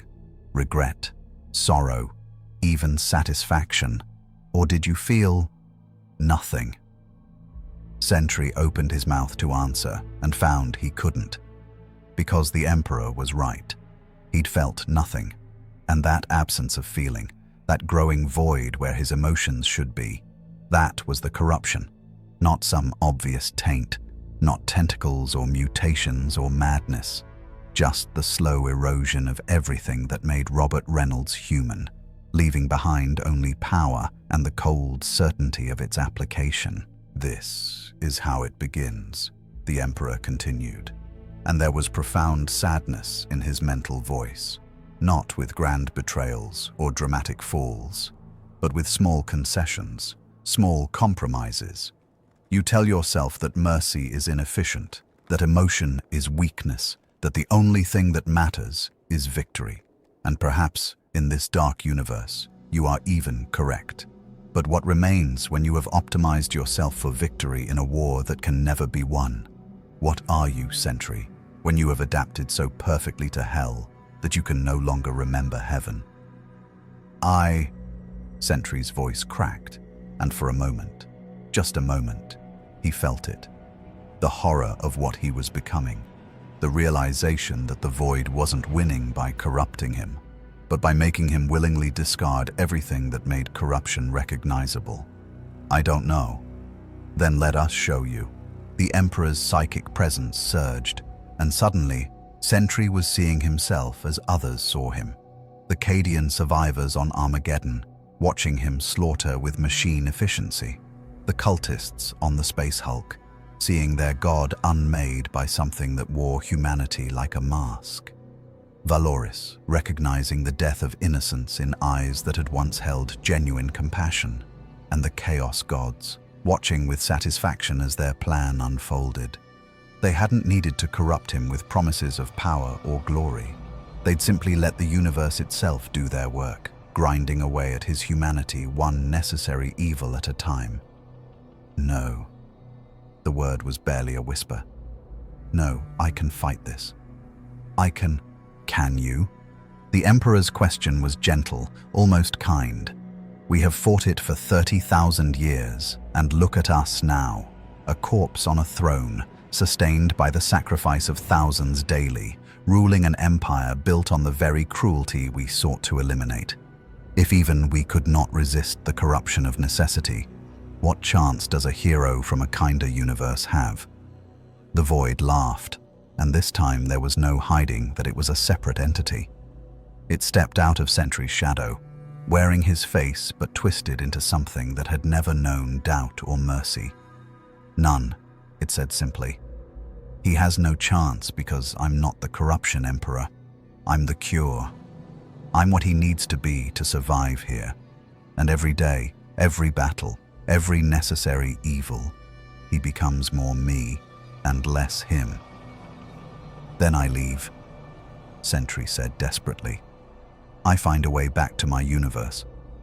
You cannot," the Emperor said, and now there was true sorrow in his voice. The rift that brought you here has closed. You are trapped in our reality now for good or ill, and the Chaos Gods know it. They are already making their move." As if in response to the Emperor's words, reality shuddered. Every psyker on Terra screamed simultaneously, and in the warp, the four ruinous powers reached out together, something they almost never did, and grabbed hold of the Void. The corruption happened faster than thought. The Void, already strong from Sentry's emotional detachment, suddenly exploded with power as all four Chaos Gods poured their essence into it.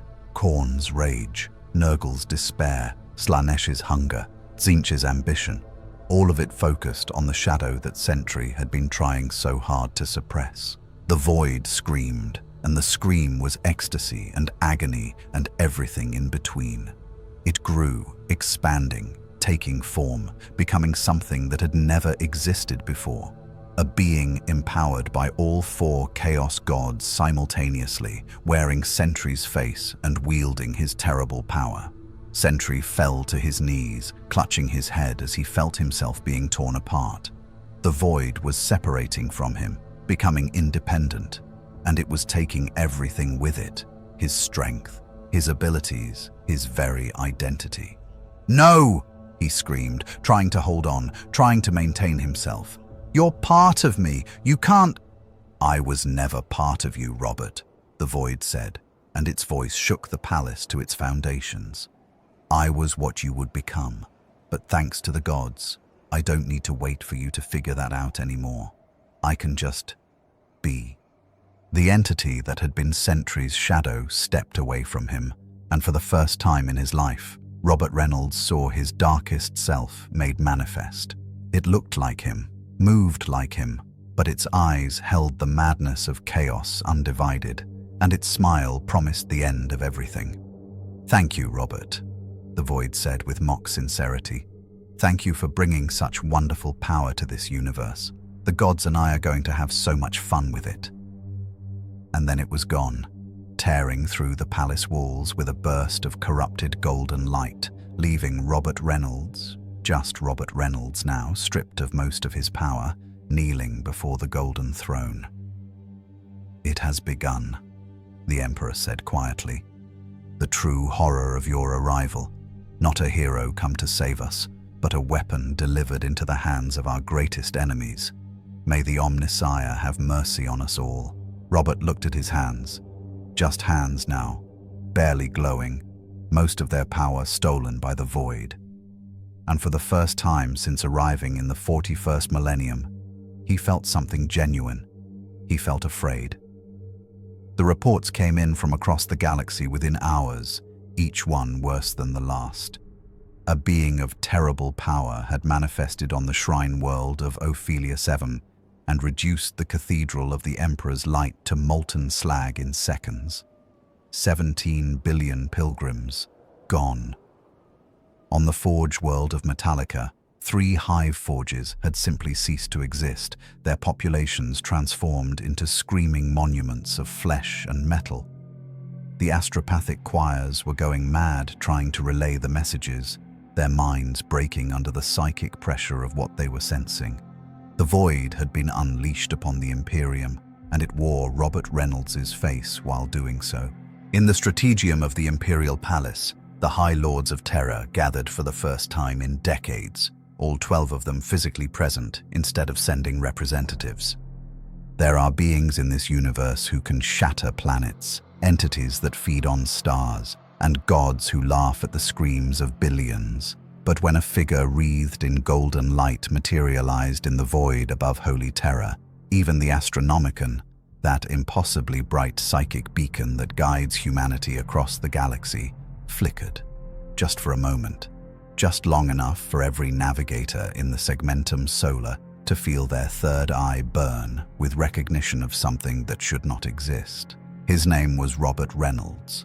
In another universe, another reality, he had been called the Sentry, Earth's greatest hero, a being of such tremendous power that he held back tides of darkness with nothing but willpower and the memory of who he once was. But the dimensional rift that brought him here had stripped away context, had torn him from everything he knew, and deposited him in a galaxy where hope was a currency spent freely and worth nothing at all. He floated there, suspended in the silent vacuum, and for the first time in what might have been hours or might have been seconds, Robert Reynolds looked down upon a world that made his heart sink. Terror. Holy terror. Cradle of mankind. From orbit, it should have been beautiful, a jewel of civilization, a testament to human achievement. Instead, what he saw was a hive of grey and gold, a planet so thoroughly encrusted with cities and spires and Gothic architecture that no ocean remained visible. Billions upon billions of souls crammed into spaces never meant to hold them, and above it all, the Imperial Palace, a mountain range of cathedrals and fortresses that dwarfed anything he'd ever seen. The Sentry, let's call him that, for Robert Reynolds felt like a name from a dream now, extended his senses. In his universe, he could hear a child crying in Los Angeles while standing in New York. Here, the psychic screaming was so loud it was almost a physical force. Every human soul on that planet below was touched by something he didn't understand, a connection to something vast and terrible and divine that sat at the heart of that golden palace like a dying star. If you crave more tales from impossible powers and darker gods, subscribe now, because in the 41st Millennium, even hope needs witnesses to survive. Sentry didn't know where he was, didn't know when. But as his eyes adjusted to the strange energies that suffused this reality, as he felt the way space itself seemed thinner here, more fragile, he understood one fundamental truth. This was a universe at war with itself, and something about his arrival had just rung a bell that could be heard across dimensions. On Terra below, in the Sanctum Imperialis, deep within the Imperial Palace, a custodian guard named Valdor. No, not that Valdor. That Valdor was 10,000 years gone. A custodian named Valoris, Captain General of the Adeptus Custodes, felt the psychic pressure change. The Emperor, entombed upon the golden throne, was reaching out. For the first time in centuries, the master of mankind's attention had fixed upon something with an intensity that made even his gene-crafted guardians take notice. Valoris moved with the fluid grace of a being designed for perfection. His guardian spear, a weapon that had ended the lives of greater demons and chaos champions, felt suddenly inadequate in his hands. "Prepare the companions," he spoke into the Vox link that connected him to his brotherhood. "Something has arrived. The Emperor wishes to speak with it." High above, Sentry tilted his head as he felt the psychic touch. It was like being seen by the sun itself, a consciousness so vast, so ancient, so utterly inhuman despite its origin that his mind recoiled. But within that terrible presence, he felt something else: recognition, curiosity, and underneath it all, a desperate, clawing hope that made his chest ache with sympathetic pain. The golden light around Sentry's form intensified as he made his decision. Wherever he was, whenever this was, someone down there needed help, and helping people. That was what Robert Reynolds did. That was who the Sentry was, even in a universe that looked like it had forgotten what heroes meant. He descended toward the Imperial Palace, a golden comet streaking through Terra's polluted atmosphere, and the galaxy held its breath. The Eternity Gate stood 300 meters tall, crafted from adamantium and auramite, inscribed with wards that could repel demons and burn the souls of the unworthy. It had not opened for anyone except the Captain General and the High Lords in living memory. Today, it swung wide without a single custodian touching it, groaning on hinges that had seen the siege of Terra itself, and Sentry walked through into the Sanctum Imperialis as if invited by an old friend. 300 custodian guards stood in perfect formation along the processional, the greatest warriors humanity had ever created, each one a work of art in auramite armor, each one capable of slaughtering a space marine chapter single-handedly.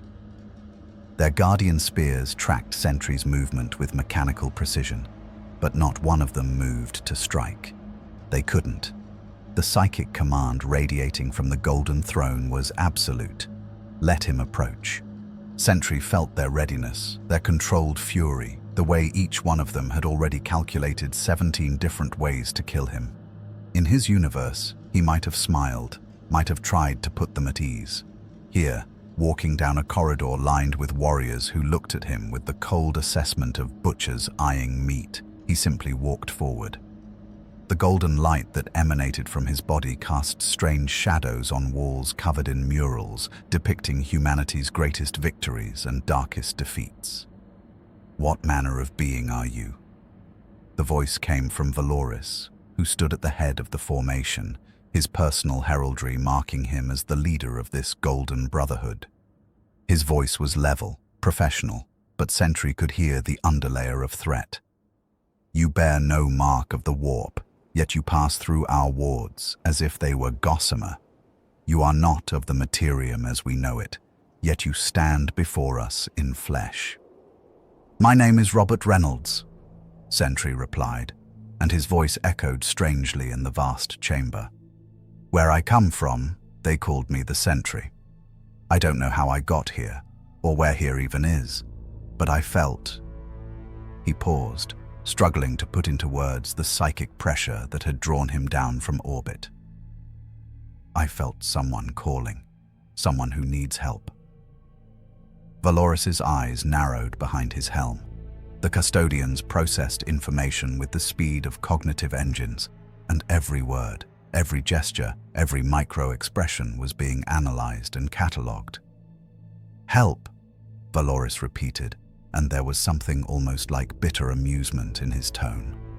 "You offer help to the master of mankind, you who appeared above holy terror like some golden omen, who descended through defense systems that could vaporize battle fleets, who walk past the Emperor's chosen as if..." "Peace, Valoris." The psychic voice detonated in the chamber like a silent thunderclap. It was not words, not truly. It was meaning impressed directly onto consciousness, bypassing language entirely. Every custodian stiffened, decades of training the only thing keeping them from dropping to their knees. Sentry stumbled, his hand going to his temple as he processed what he'd just experienced. It was like being touched by a star, if stars could think and feel and remember 10,000 years of agony. Bring him before us. We would see this impossible thing with our own eyes. The chamber beyond the Eternity Gate stretched into spaces that defied geometry. Cathedral merged with fortress, merged with laboratory, merged with throne room, all existing simultaneously in a way that made Sentry's vision blur. And at the center of it all, elevated on a dais of machinery and devotion, was the Golden Throne. The Emperor of Mankind sat in eternal vigil, his body a withered thing of ancient flesh, barely held together by technology beyond understanding and psychic will beyond measure. Tubes and cables fed into him, drained from him, sustained him in a state that was neither life nor death. His face, what remained visible beneath the monitoring equipment, was patrician, noble, and utterly exhausted in a way that transcended physical tiredness. But his eyes burned with a light that made Sentry's own radiance seem like a candle beside a sun. Sentry approached the throne, each step feeling like wading through psychic pressure that would have crushed normal men into gibbering madness. Around him, servitors and tech priests worked at their stations with the mechanical devotion of those who had long since sacrificed their humanity for function. The air hummed with power, not the clean energy he knew, but something older, something that tasted of desperation and sacrifice and will. "You're dying," Sentry said, and it wasn't a question. His power let him see it, the way this being's consciousness was stretched so impossibly thin, holding back something vast and hungry that pressed against reality itself. "You're holding something back, something terrible, and it's killing you." "Yes." The psychic voice was quieter now, intimate, meant only for Sentry. Around them, The custodians stood like golden statues, unable to hear the communion between their master and this impossible visitor. "We are dying. We have been dying for 10,000 years, holding back the tide of chaos, lighting the Astronomicon, sustaining the Imperium of Man through psychic will alone. And now, something impossible has arrived, a being of such power that the warp itself recoils from you, yet you are not of the anathema. You are not of us. What are you, Robert Reynolds? What manner of god walks in mortal guise?" "I'm not a god," Sentry replied, his voice barely a whisper. I'm just someone who wanted to help people. Someone who got power he didn't ask for and tried to use it to make things better." "And did you make things better?" The question hung in the air like a blade. Sentry thought of his universe, of the void that lived inside him, of all the times his power had caused as much destruction as salvation. He thought of the people who feared him, who looked at his golden light and saw only the shadow it cast. "I tried," he finally said. "I'm still trying." For a long moment, there was silence. Then, something that might have been a laugh, dry, painful, understanding. "Then we are alike, you and I. Come closer, Sentry. Let us see what hope another universe has sent to our darkest hour." The demonstration began at the Emperor's silent request, a psychic nudge that Sentry understood instinctively despite its alien origin. Valoris led him to an observation deck overlooking one of Terra's countless hive districts, a sprawl of grey habitation blocks where 30 million souls lived in spaces meant for 3 million. The pollution was so thick that Sentry could barely see the ground below, and the psychic misery rising from those cramped quarters was like a physical weight. "The Imperium endures through sacrifice," Valoris explained, his tone suggesting he was reciting doctrine. "Every soul serves the Emperor in their own way. These people work in the manufactorums, producing the material that keeps our armies supplied across 1,000,000 worlds. Their suffering is unnecessary," Sentry interrupted quietly. He extended his hand, and golden light poured from his palm like liquid sunshine. What happened next would be recorded in the logs of the Adeptus Custodes as Incident Aurum 1 and debated by inquisitors for decades to come.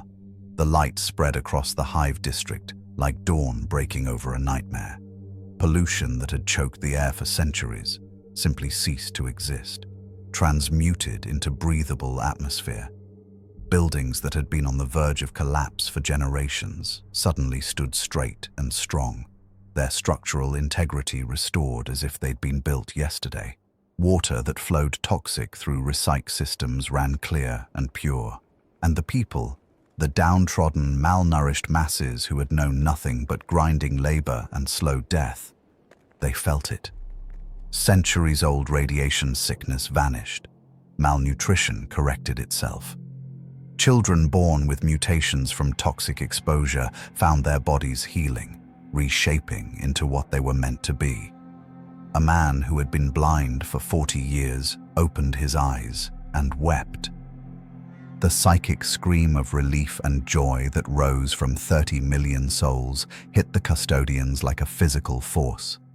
Several of them actually stumbled, unprepared for such an overwhelming wave of positive emotion. On Terra, suffering was the baseline. Happiness was an aberration. Valoris stared at the transformed district, his enhanced mind struggling to process what his eyes were showing him. That's impossible. You healed an entire hive district, 30 million people, in seconds, without drawing on the warp, without... He turned to face Sentry, and for the first time, there was something other than professional assessment in his voice. There was fear. "What are you?" "I told you," Sentry replied, though he was already feeling the strain. It had been a small display by his standards, but something about this universe made his powers work differently. The energy flowed less smoothly, as if reality itself was denser here, more resistant to change. I'm someone who helps people. Show us more. The Emperor's command pulled them to another location, this time to a tactical display showing the defense fleets around Terra. Hundreds of vessels, some kilometers long, bristling with weapons that could crack continents. One of them, a grand cruiser called the Righteous Fury, showed critical damage from a recent engagement with a Chaos incursion.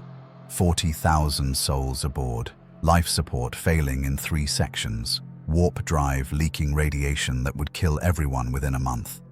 That ship would take 2 years in orbital dock to repair, Valoris provided. Assuming we can spare the resources, most likely we'll evacuate what we can and scuttle her. The Imperium cannot afford. Sentry's eyes glowed, and golden light lanced upward through Terra's atmosphere, through the void, across thousands of kilometers to touch the crippled warship. The effect was instantaneous. Hull breaches sealed themselves with material that was somehow stronger than the original adamantium plating. The corrupted warp drive expelled its taint and hummed back to life, clean and pure. Radiation simply stopped existing. Life support systems came online with the efficiency of factory-fresh equipment. On the bridge of the Righteous Fury, Captain Mordecai Hask fell to his knees before the Golden Aquila on his command throne, certain that the Emperor himself had blessed his vessel. He wasn't entirely wrong. "Impossible," Valoris breathed again. The word was becoming a mantra. "You repaired a grand cruiser from the surface of Terra, without boarding it, without even seeing the damage directly. The amount of matter manipulation alone should have..." He stopped, his tactical mind working through implications. If you can do that to one ship, you could do it to entire fleets, entire armies. You could heal the wounded, restore the fallen, repair equipment that would take decades to... "I could do more," Sentry said quietly. His gaze had turned distant, looking at something beyond the physical. "I can feel them out there. Billions of people suffering across thousands of worlds. Soldiers dying in trenches, civilians starving under tyrant governors, entire planets crying out for help. I could reach them all. I could heal them all. I could..." Stop. The Emperor's psychic command cracked like a whip, and Sentry gasped, his vision clearing. When he looked down at his hands, they were shaking, and the golden light around them had taken on a strange, almost feverish quality. You feel it, do you not? The temptation, the need to save everyone, to fix everything, to impose your will upon reality until it matches your vision of how things should be. We know this feeling well, Sentry. We have wrestled with it for 30,000 years. But if I can help them, at what cost? You have been in our universe for mere hours, and already we see the signs. Your power flows differently here. The warp responds to you, tries to claim you, even as you reject it. And there is something else, something you carry with you, a shadow that matches your light. Sentry went very still. In his mind, he felt it, that familiar darkness that he'd thought left behind in his home universe. The void, the part of him that was everything Robert Reynolds feared to become. It was still there, and in this universe of endless war and suffering, it had found fertile ground. "I can control it," he said, but his voice lacked conviction. "Can you? In a universe where gods are real and feed on emotion, where hope is the rarest resource and despair is currency? Come, Sentry. We must speak of what you truly are and what you might become. For we fear that in trying to save our Imperium, you may damn us all." The observation deck fell silent save for the distant hum of machinery. Outside, a transformed hive district celebrated its impossible salvation. Aboard the Righteous Fury, 40,000 souls gave thanks for their miraculous deliverance. And in the shadows between stars, something ancient and hungry took notice of the golden light that had just announced itself to the galaxy. The ruinous powers always loved a good hero. They were so much more satisfying when they fell. The chamber they brought him to existed in a space that shouldn't be, a vault deep within the Imperial Palace, where reality was reinforced by wards so powerful they made Sentry's teeth ache. Custodians stood at every corner, but these were different from the guards he'd seen before. These warriors bore black armor beneath their gold, and their weapons hummed with energies that tasted of the same wrongness he felt pressing against the edges of his consciousness. "The Shadow Keepers," Valoris explained, his voice low and reverent. "They guard the palace's darkest secrets, the things even the Imperium's defenders must be protected from knowing." He gestured to the far wall, where a viewing portal showed what lay beyond. "The Emperor wishes you to understand what you truly face in this universe. Look." Sentry approached the portal and immediately wished he hadn't. Beyond the reinforced reality, beyond the wards and the prayers and the ancient technology, he could see it, a roiling sea of impossible colors and maddening geometries. It was like looking at a wound in space itself, a tear that bled emotion and nightmare in equal measure. Shapes moved within it, vast and terrible, things that his mind tried to interpret as creatures but failed because they were more concept than form. "The Warp," he whispered, and somehow he knew the name without being told. "The Immaterium, the Sea of Souls, the hell that presses against reality at every moment," Valoris confirmed. "It is where our ships travel faster than light, where psychers draw their power, and where the four ruinous powers hold court. Khorne, the Blood God; Nurgle, the Plague Father; Tzeentch, the Architect of Fate; Slaanesh, the Prince of Pleasure. They are gods born from the collective emotions of sentient beings, and they hunger eternally for the souls of the living." Sentry watched the warp churn and twist, and he felt something respond within him. The golden light that surrounded him flickered, and for just a moment, just a fraction of a second, it cast a shadow that looked back at him with hungry eyes. "You see it now, do you not?" The Emperor's voice filled the chamber, heavy with ancient sorrow. "The true nature of this universe. We are besieged on all sides by entities that feed on the very act of living. Every emotion, every thought, every desperate prayer strengthens the powers that would destroy us. Hope feeds Tzeentch with its ambition for change. Rage feeds Khorne with its desire for violence. Despair feeds Nurgle with its acceptance of decay. Even joy, twisted far enough, feeds Slaanesh." "Then how do you fight them?" Sentry asked, unable to tear his eyes from the roiling madness beyond the portal. "How do you survive?" "We endure, we suffer, we sacrifice. For 10,000 years we have sat upon the Golden Throne, burning 10,000 psychers daily to fuel the Astronomicon, holding back the tide of chaos with nothing but will and the last dregs of our power. We have watched our Imperium turn into a grotesque parody of our vision, a fascist theocracy that worships us as a god despite our rejection of such notions. But it endures. Humanity endures. And that, Sentry, is victory enough." Sentry turned from the portal, his face troubled. "But I could help. I could." "You could burn yourself out trying to save a galaxy too broken to be saved by one being, no matter how powerful." The Emperor's psychic voice softened slightly.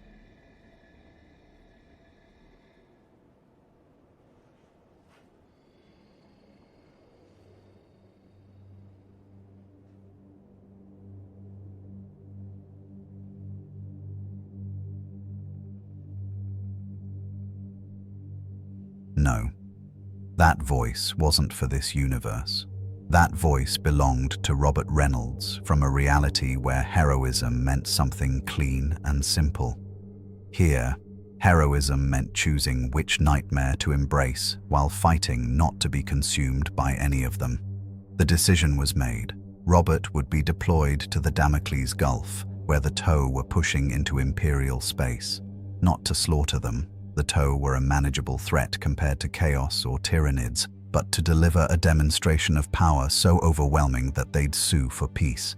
A show of force that would, hopefully, Allow diplomatic resolution instead of extended warfare. One more thing, Valoris said as the council prepared to dismiss. The Emperor has decreed that you will not act alone. Commander Dante has volunteered to accompany you as both tactical advisor and overseer. Dante stepped forward, his ancient face unreadable. I've walked the edge between humanity and monstrosity for 1500 years, Sentry. I know what it's like to carry darkness within yourself and fight daily not to succumb. Perhaps I can teach you how we endure. Robert looked at the old warrior and saw something he desperately needed. Understanding.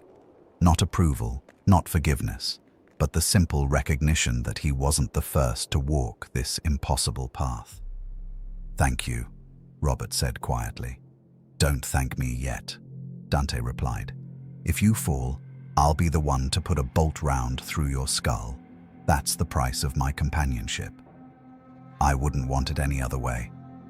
As the council dispersed, as the wheels of imperial bureaucracy began turning to deploy their newest weapon, Robert stood alone for a moment in the sanctum. The void stirred within him, amused by the proceedings. They think they can control you, it whispered.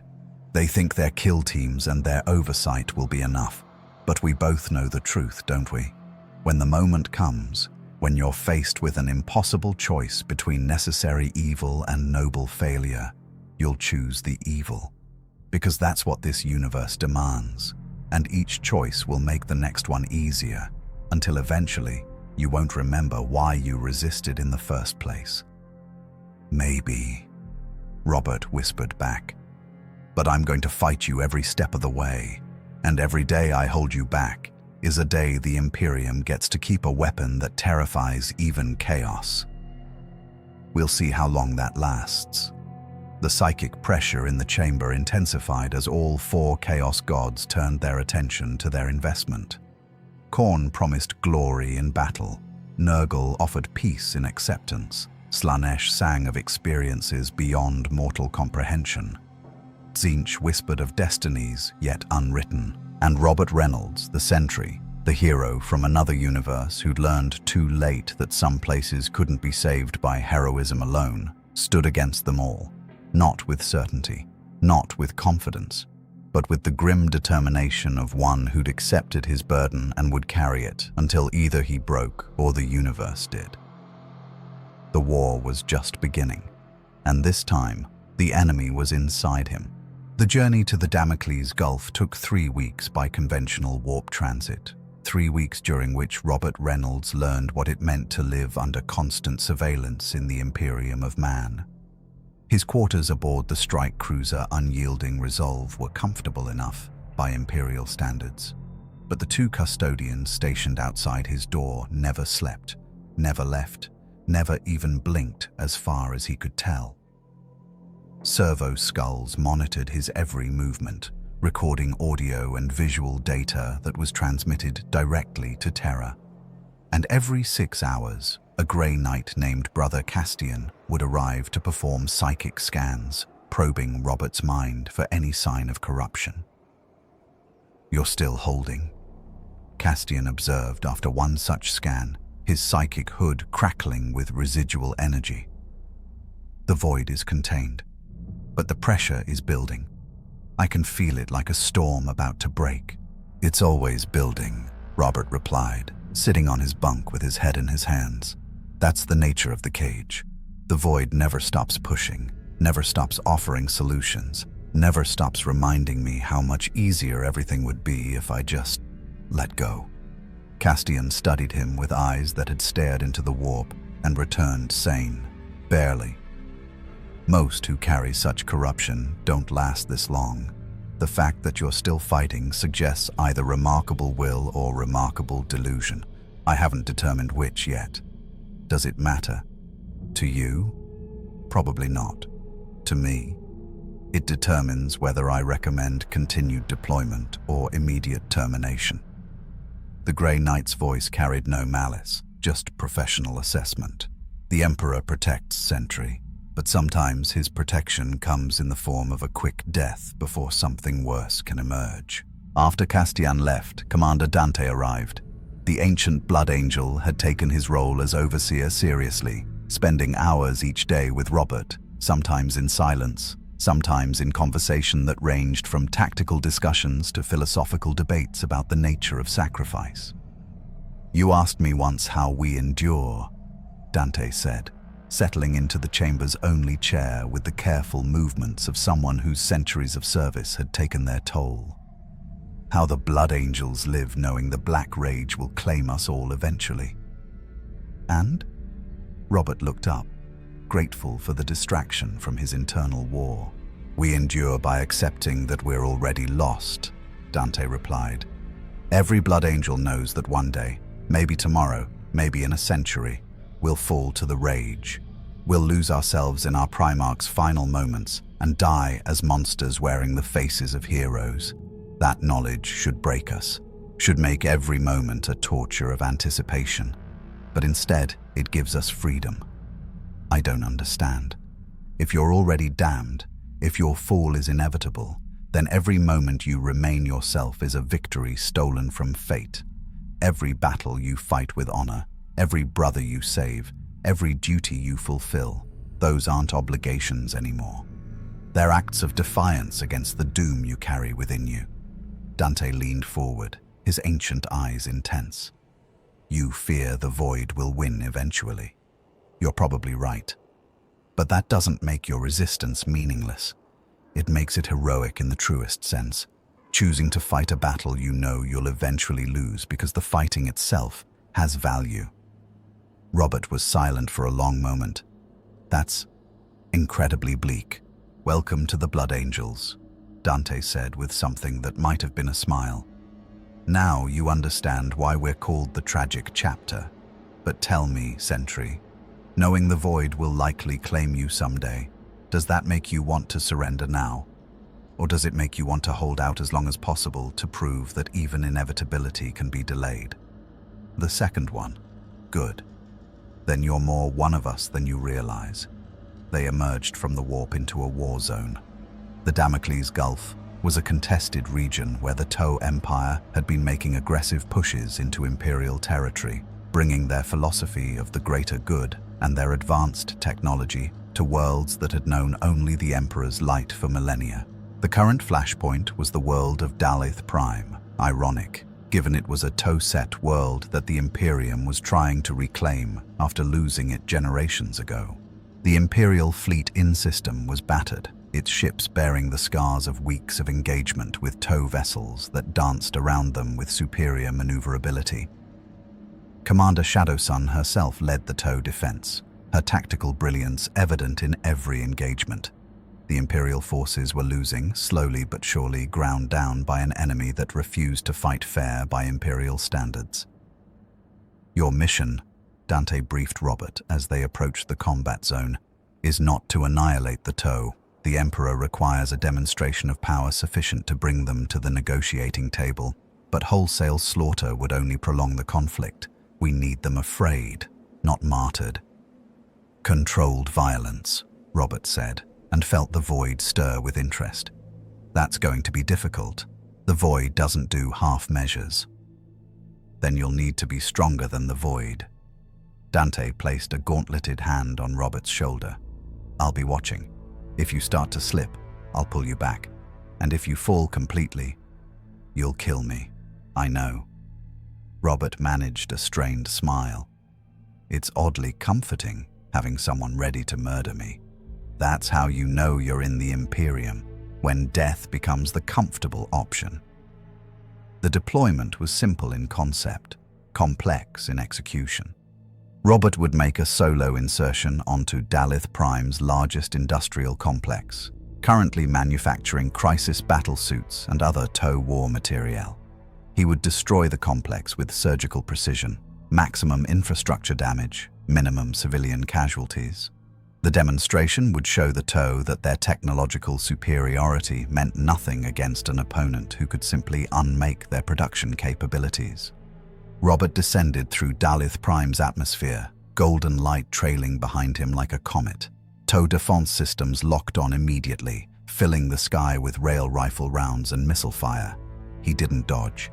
The projectiles simply stopped, frozen in the air around him before dropping harmlessly away.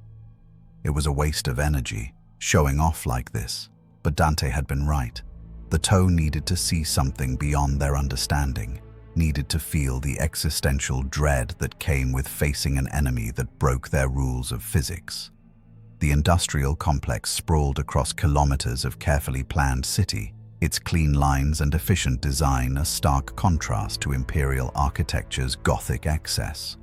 Robert could see tow workers evacuating, their blue-skinned forms moving with disciplined precision toward designated shelters. Good. He didn't want to kill them, didn't want to add more unnecessary deaths to his conscience. But you could, the Void whispered. You could end this entire conflict in seconds, kill every tow on this world, destroy their fleets, unmake their technology, show them that the Imperium doesn't negotiate with Xenos. It eradicates them. That's what this universe respects. Absolute dominance. No, Robert muttered, focusing on the target. Just the industrial complex, just the war materiel. Controlled, precise, minimize collateral damage. He extended his hands, and golden light lanced out in carefully calibrated beams.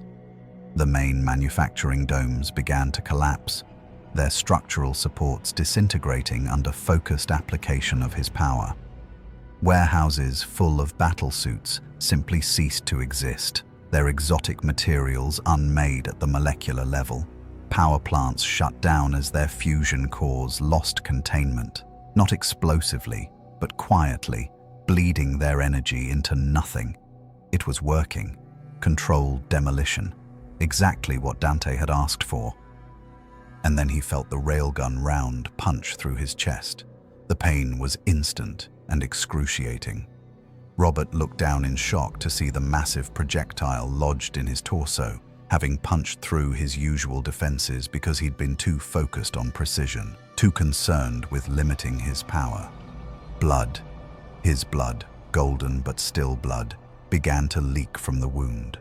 Somewhere in the complex, Commander Shadowsun watched through her targeting scope. She'd recognized what the Imperium was attempting, a show of force to intimidate rather than annihilate, and she'd made the tactical decision to demonstrate that even their golden weapon could bleed.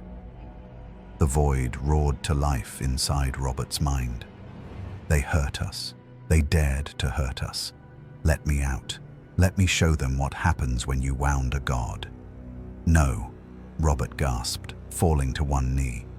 The pain was spreading, not physical, but psychic, as the void used his injury as leverage to press against its cage. No, I can finish this. You're weak. Mercy made you weak. Restraint made you vulnerable. If you just killed them all immediately, none of this would have happened. Let me out. Robert's golden light began to flicker, darkness seeping through like oil through water. His blood stopped being golden and started turning black. The wound in his chest wasn't healing. Instead, it was spreading, corruption radiating from the point of impact as the void used his injury to break free. On the unyielding resolve, every alarm in the psychic monitoring station began shrieking simultaneously. "He's losing containment!" one of the Grey Knights shouted. "The void is emerging! All units prepare for—" Dante moved faster than his ancient body should have allowed.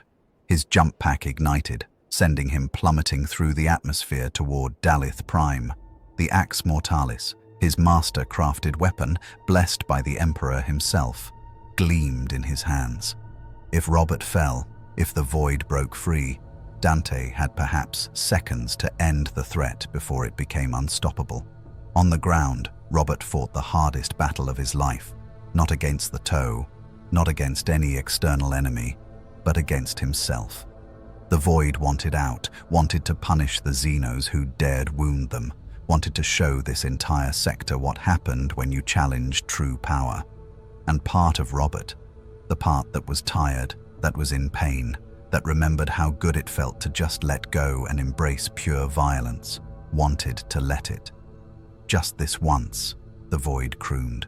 "Just let me handle this threat, and then I'll go back in the cage. I promise. Just let me protect us. You You never go back willingly, Robert gasped. Then force me back, but first, let me save your life.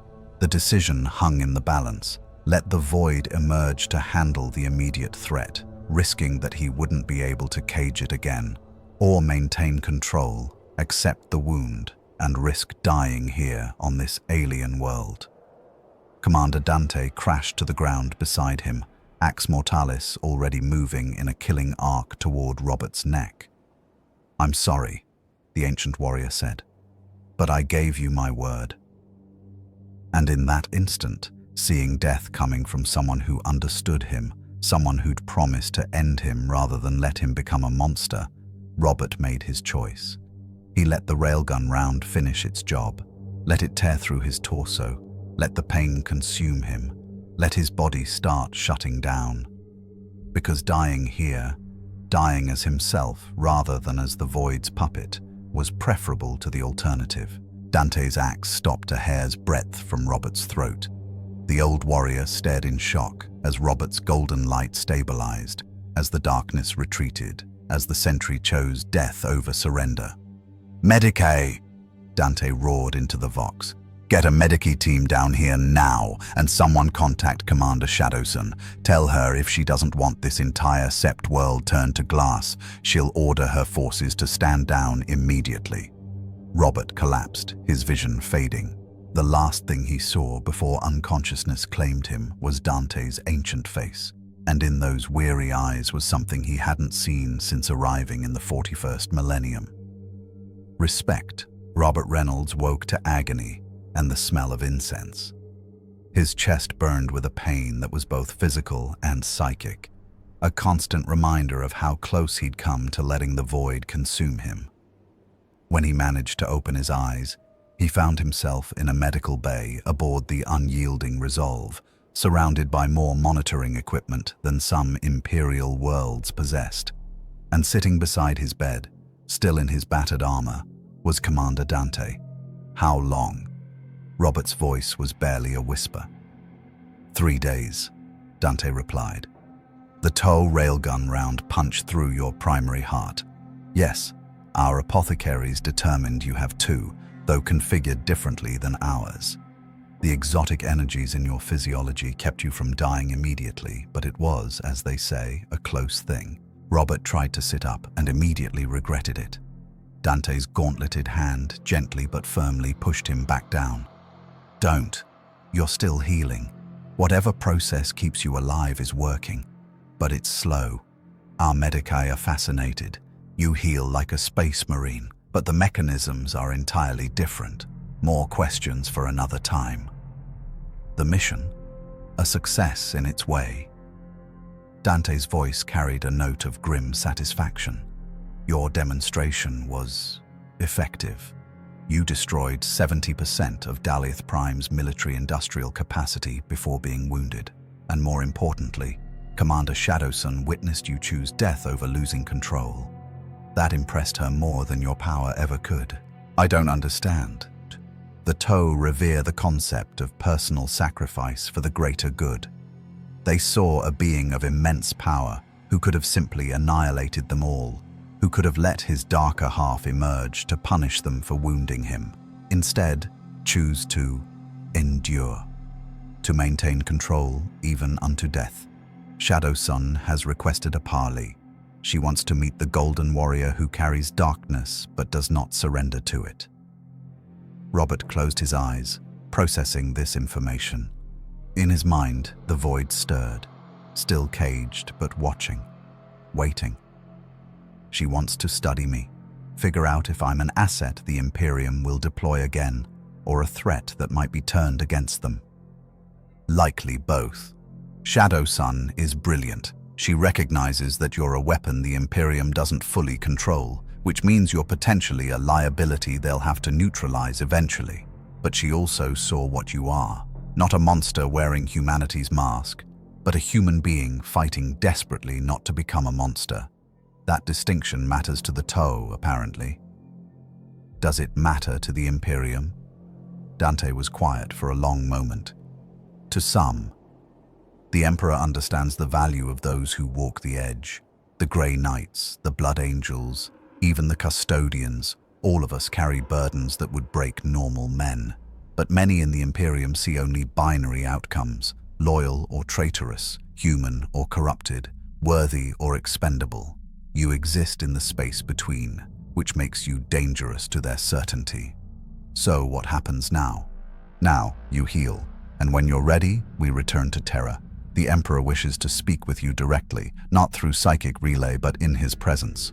After what happened on Dalith Prime, he has concerns. The return journey took longer than the outbound trip, partly because Robert's healing process required the ship to make frequent real space stops, and partly because the warp routes had become increasingly turbulent. The astropaths whispered of strange tides in the Imperium, of the Chaos God's attention focused on something with unusual intensity, focused on Robert. Brother Castian performed his psychic scans daily now, his expression growing grimmer with each examination. The void is stronger, he reported to Dante during one of their private conferences. Not breaking free, but adapting. It's learning from each conflict, from each moment of stress. When he chose to die rather than surrender control, the void interpreted that as valuable data. Next time, it will adjust its strategy. Next time? There will be a next time, Commander, and another after that, and another. Each incident brings him closer to the edge. The question is not whether he'll eventually fall, but whether we can extract sufficient value from him before the inevitable occurs. Dante's hand moved to his bolt pistol. And if he falls while we're still in transit, then you fulfill your oath, quickly. The audiences with defeated enemies or potential allies had become routine in his recovery, but the one that surprised Robert most came in the form of a hololithic transmission from Commander Shadowsun herself. The Tau commander appeared in miniature above the projection table, her battlesuit's elegant lines a stark contrast to Imperial technology's brutalist aesthetics. "Sentry," she began, her voice filtered through the translator. "I am Commander Shadowsun of the Firecast, protector of the Tau Empire and servant of the greater good. I speak to you now as one warrior to another, across the gulf that separates our species and our philosophies." Robert, still recovering but able to stand with assistance, approached the projection. "Commander, I wasn't expecting this, nor was I expecting to witness what I saw on Dalith Prime."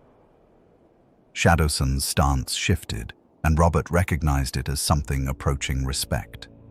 The Tau believe in the greater good, the idea that the individual should sacrifice for the collective. That personal desire must be subordinate to the needs of all. You demonstrated this principle in a way I have rarely seen in any species, let alone one aligned with the Imperium. I just didn't want to become a monster. "You already are a monster," Shadowsun replied, not unkindly. "You possess power sufficient to end worlds. The question has never been whether you are monstrous, but whether you remain master of your monstrosity. On Dalith Prime, you answered that question. You could have surrendered to your darker nature, could have annihilated us all in retribution for wounding you. Instead, you chose restraint, chose death over corruption. That is not the behavior the Tau have come to expect from Imperial assets. What are you saying?" "I am saying that the Imperium possesses a weapon it does not fully understand and cannot fully control. One day that weapon will break. All weapons eventually do. When that day comes, the Tau Empire will remember that you were more than a weapon. We will remember that you tried." She paused, her expression unreadable behind her helmet. "And if you ever find yourself unable to continue this fight, if the darkness you carry becomes too heavy, the greater good has room for those who sacrifice themselves for higher purpose, even those born outside our empire." The transmission ended before Robert could respond, leaving him staring at the empty air where her holograph had been. "Was that?" Robert turned to Dante. "Did a Tau commander just offer me asylum?" In her way, yes. Dante's expression was complex. She recognizes what you are, a being of immense power forced to walk an impossible path by masters who will discard you the moment you fail. From the Tao perspective, that's wasteful. They believe even failed warriors have value if they can be redirected toward the greater good. And from your perspective? From my perspective, she's not wrong. But the difference between the Tao and the Imperium is that we don't pretend our waste is efficient. We acknowledge the horror of what we do, the lives we burn through, the souls we sacrifice. And we do it anyway because the alternative is extinction.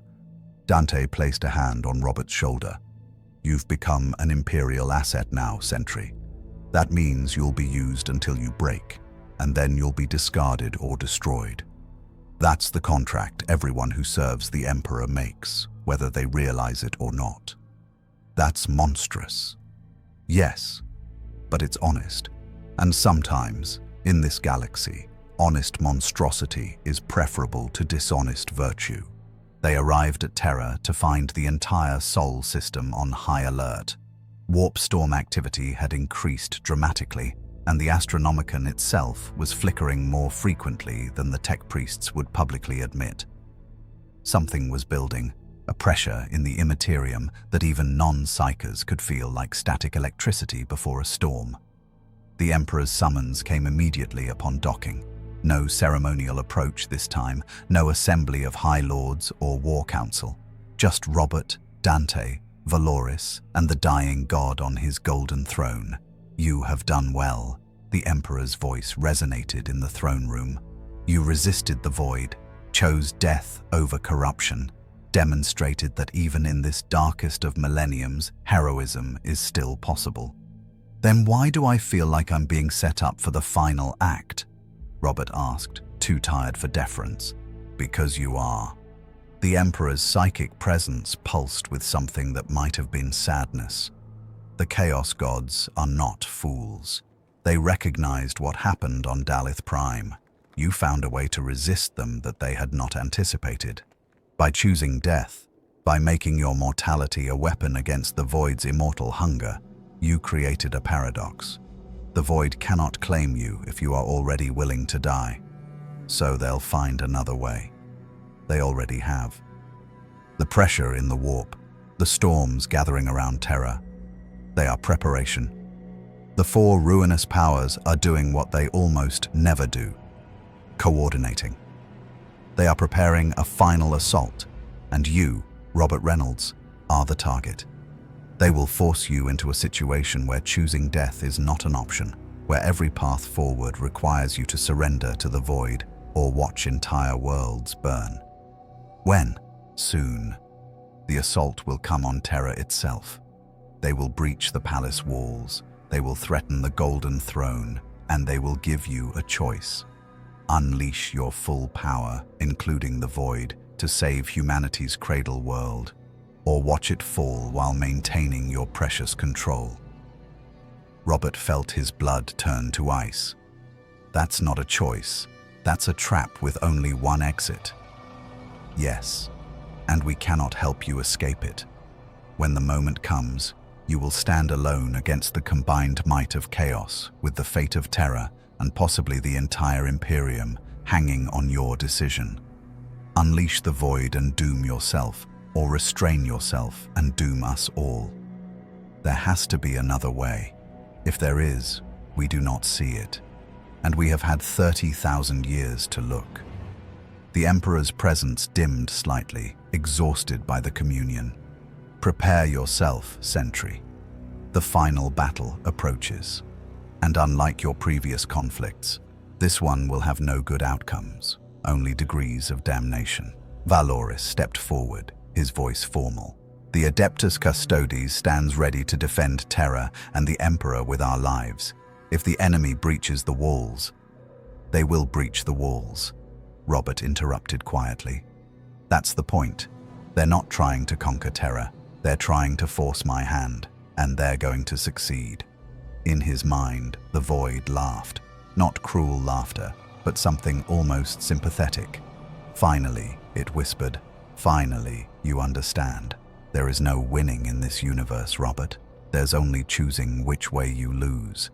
And when terror burns, when the Emperor's throne cracks, when billions of souls scream for salvation, you'll choose me, because you're still a hero, and heroes can't watch worlds die just to save themselves. Robert said nothing, because he knew the void was right, the trap was perfect, and he was already caught. The assault began at midnight, though on Terra, midnight was a meaningless designation given the planet's perpetual smog. But the chronometers marked the hour, and that's when reality itself began to tear. The first breach opened above the Eternity Gate, a wound in space that bled colors that had no names. Demons poured through, not the mindless horrors that usually characterized chaos incursions, but elite forces, bloodthirsters of Khorne wielding axes that could cleave starships, great unclean ones of Nurgle whose very presence caused stone to decay, lords of change whose wings spanned city blocks, keepers of secrets whose beauty was agony to witness, and leading them, coordinating their impossible cooperation, were the chosen champions of each god. But they weren't attacking the palace, not directly. They were killing everyone else.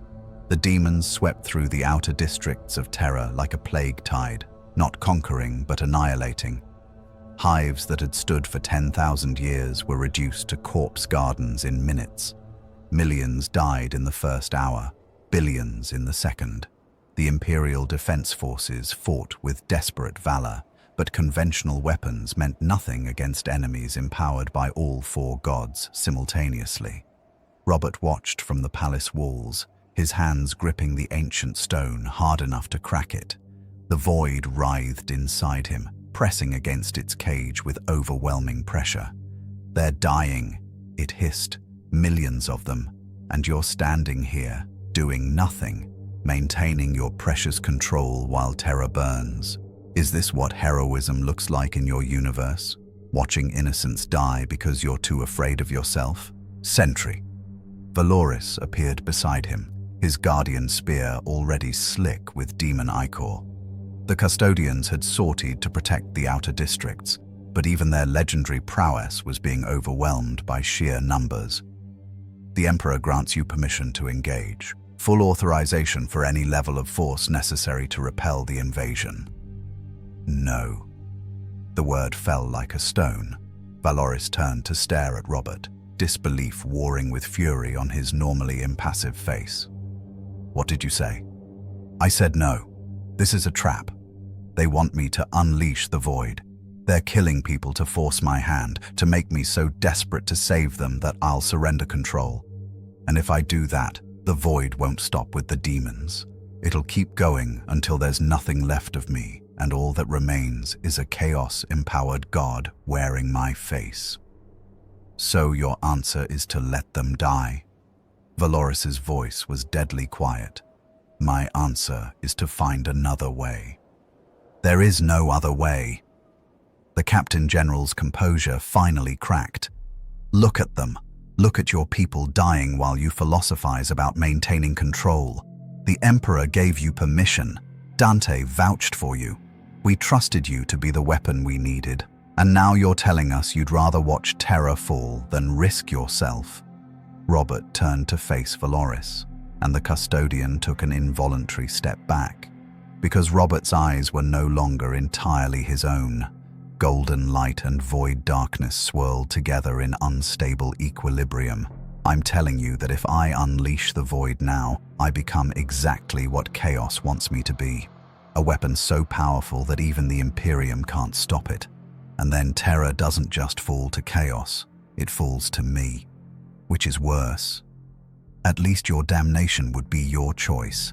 Their deaths are your cowardice."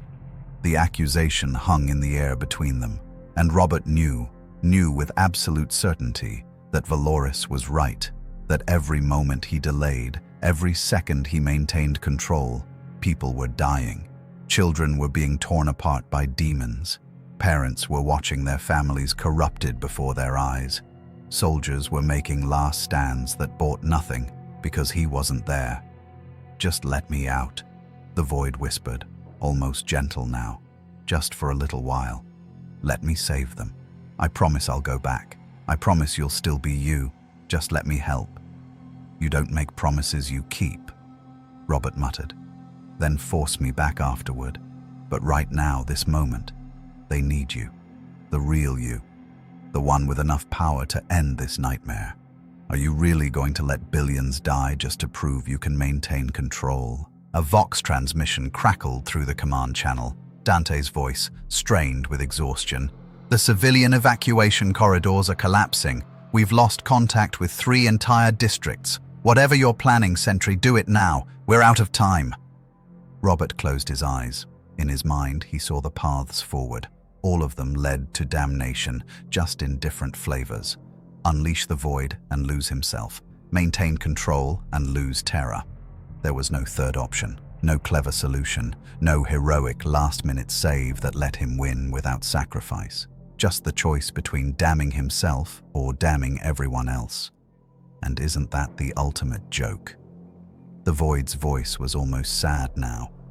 "You came to this universe thinking you could be a hero. But this universe doesn't have heroes. It has martyrs and monsters, victims and victors. You can be the monster who saves terror, or the victim who watches it burn. Those are your options. That's what the 41st Millennium offers." "There has to be." "There isn't." Valoris grabbed Robert by the collar, his enhanced strength enough to actually move him. "I watched the Siege of Terror 10,000 years ago. I saw heroes make impossible choices. You think you're special? You think your struggle is unique? Every legend of the Imperium is written in the blood of compromise and necessary evil. So make your choice, Sentry. Die a hero who let billions perish, or live as a monster who saved them. But choose." And in that moment, with terror burning and the void pressing and Valoris's words ringing in his ears, Robert Reynolds understood the final lesson this universe had been trying to teach him. There were no good choices. There never had been. The Imperium endured not through virtue, but through the willingness to make terrible decisions and live with the consequences. The Emperor hadn't saved humanity by being good. He'd saved them by being willing to become something monstrous when necessary. And now Robert had to make the same choice the Emperor had made 30,000 years ago. "I'm sorry," Robert whispered to himself, to the universe he'd left behind, to the hero he'd been before arriving in this hell. "I'm so sorry." He let go. The void erupted from him like a tsunami of golden black power, and for a terrible moment, Robert felt himself dissolving into it, becoming nothing but rage and power and the absolute certainty that everything would burn. But this time, this one time, he didn't fight it. He rode it. He became it while somehow remaining himself, not controlling the void, but merging with it, becoming something that was neither Robert Reynolds nor his shadow, but both at once. The entity that rose above the Imperial Palace was terrible to behold. Golden light and absolute darkness intertwined, neither dominating, both equally present. It was Sentry and void, hero and monster, mercy and cruelty, hope and despair. All the contradictions that the 41st Millennium demanded, made manifest in a single being. And it went to war. What followed would be recorded in Imperial archives as the salvation of terror, though some would call it the Second Siege for the devastation it wrought. The merged entity that was Robert and Void descended upon the demon hordes with power that made their own seem insignificant. Bloodthirsters were unmade with gestures. Great unclean ones found their corruption cleansed and their essence scattered. Lords of change discovered their plans meant nothing against something that existed outside fate. Keepers of secrets learned that there was a sensation beyond pleasure or pain, annihilation. But it wasn't clean. It wasn't precise. The merged entity fought with a brutality that made the custodians recoil. Demons were destroyed, yes, but so were the districts they'd corrupted. Buildings were unmade. Entire city blocks simply ceased to exist. And the civilians, The billions Robert had wanted so desperately to save. Many of them died anyway, casualties of the overwhelming power being unleashed in their defense. You see, the Void's voice echoed in the merged consciousness. This is what it takes. Not mercy, not restraint, just raw, terrible power and the will to use it. You wanted to save Terra. This is the price. I know, Robert's consciousness replied, and there was profound grief in it. I know, and I'll carry this for the rest of my life. But I'm still here. I'm still fighting. I haven't surrendered to you completely. Not completely, the Void agreed. But you've compromised. You've accepted that sometimes the only way to save people is to become the monster. And once you've accepted that, what stops you from making the same choice next time? And the time after that? How long before the compromises become who you are, and the hero you were is just a memory? As long as I can hold out, Robert replied. For as long as I can remember why I'm fighting, even if it's only one more day, one more hour, one more moment. I'll hold the line. We'll see. The battle raged for 6 hours. When it ended, when the last demon had been banished and the warp rifts sealed, the entity that had saved Terra slowly separated back into its component parts. Golden light and shadow pulled apart, and Robert Reynolds collapsed to his knees in the ruins of what had been the Sanctum Imperialis. He was covered in blood, demon blood, human blood, his own blood all mixed together. His power was depleted, barely flickering, and in his mind, the Void was stronger than it had ever been, satiated by the violence, empowered by the compromise, waiting patiently for the next time Robert would need it. Valoris approached cautiously, his guardian spear ready, but he didn't strike. Instead, he knelt beside Robert, and when he spoke, his voice carried something that might have been respect or might have been pity. "You saved us," the Captain General said. "You damned yourself, but you saved us. That's very imperial of you." Robert looked up, and his eyes were still swirling with golden light and shadow, still not entirely his own. How many? How many what? How many died? Civilians, people I was supposed to save. How many did I kill saving Terra? Valoris was silent for a long moment. Preliminary estimates suggest 12 billion casualties, most from the demon assault, but he paused. Approximately 2 billion from collateral damage during your intervention. Entire districts unmade, hives collapsed, people caught in the crossfire of power they couldn't comprehend. 2 billion. 2 billion people dead because he'd been too powerful, too brutal, too much like the Void. Robert felt something inside him crack, not breaking, but fracturing in a way that would never fully heal. "Is that acceptable?" he asked quietly. "In the calculus of the Imperium, is trading 2 billion lives for Terra's survival acceptable?" "Yes," Valoris replied without hesitation. "In a galaxy of quadrillions, 2 billion is a rounding error. Terra stands, the Emperor endures, the Imperium continues. That's victory by any measure we use. That's monstrous. Yes, welcome to the Imperium. Welcome to the 41st Millennium. Welcome to the only way humanity survives in a universe that wants us extinct." Valoris stood, offering Robert a hand up. "You've become one of us now, Sentry. Not by choice, perhaps, but by necessity, and there's no going back from that." Robert took the offered hand and stood on shaking legs. Around him, terror burned. 12 billion dead. 2 billion by his own hand.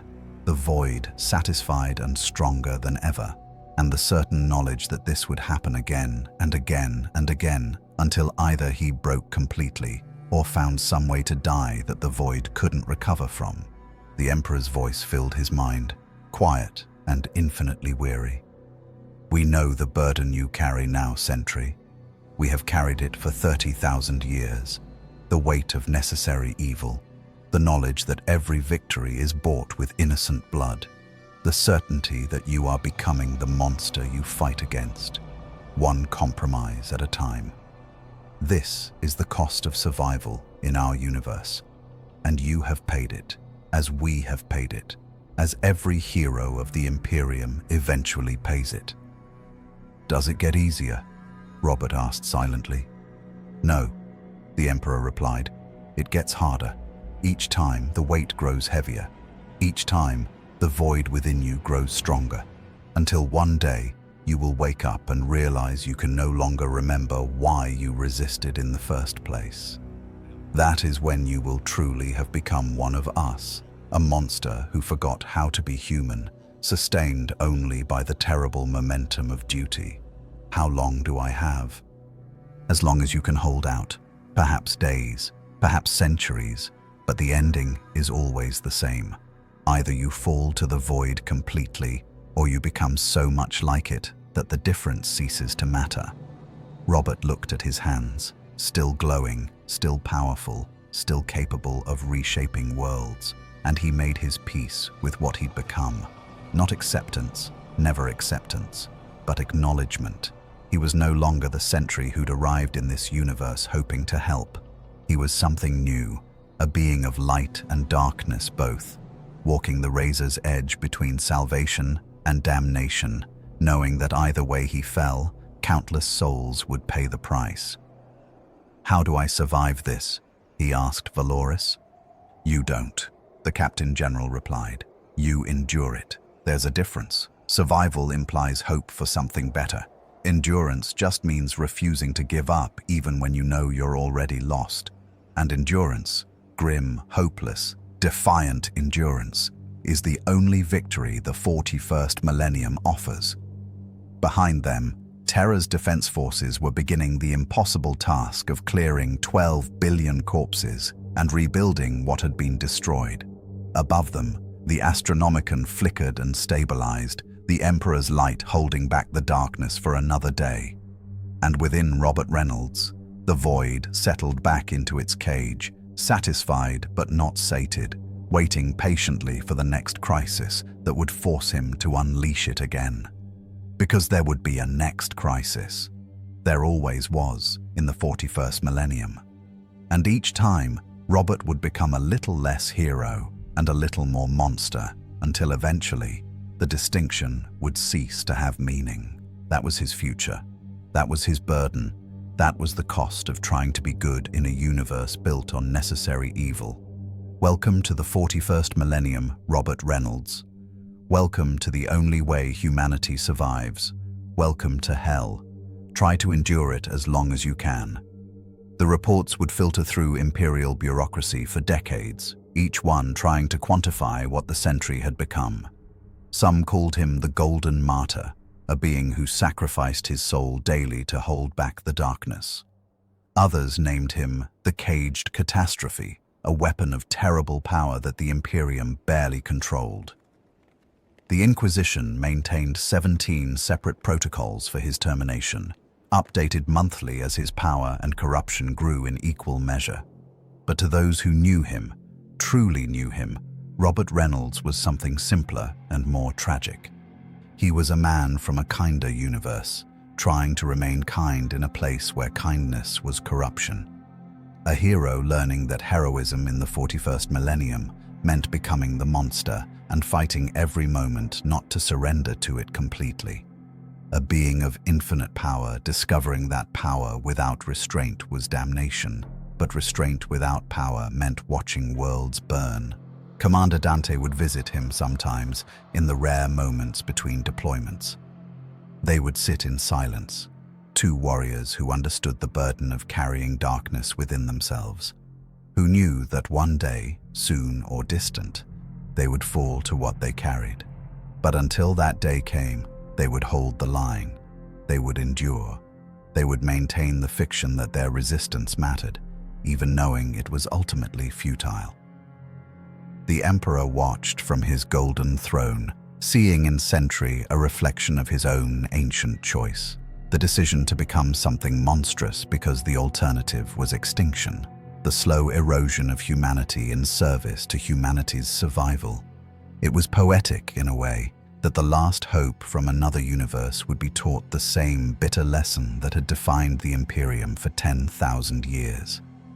There are no victories in the 41st Millennium, only degrees of loss and the grim determination to make the enemy pay for every inch of ground.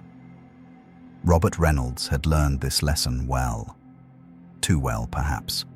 And as terror rebuilt itself from the ashes of Chaos's assault, as the Imperium absorbed the loss of 12 billion souls with the administrative efficiency of a machine that processed such numbers daily, one question remained. How long could a hero from a brighter universe maintain his humanity in the heart of eternal darkness? The answer, as with all things in the 41st Millennium, was simple and terrible. As long as he could endure, and not one moment longer.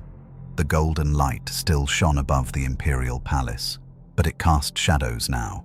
Shadows that moved independently, that waited patiently, that knew with absolute certainty that their time would come.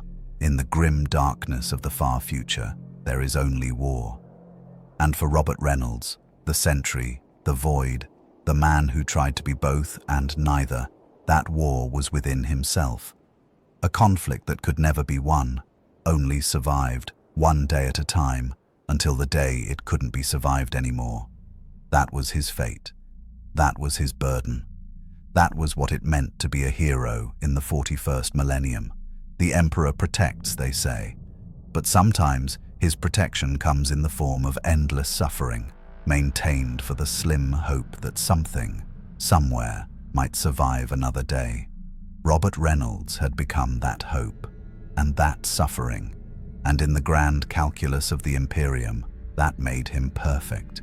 But remember, in Warhammer 40K, protection often looks like damnation, and salvation is just another word for necessary evil. The Sentry came to save the Imperium. Instead, he learned what the Imperium has always known, that survival demands sacrificing everything, including yourself, for a victory that never quite arrives. Thank you for enduring this tale of golden light and terrible shadows.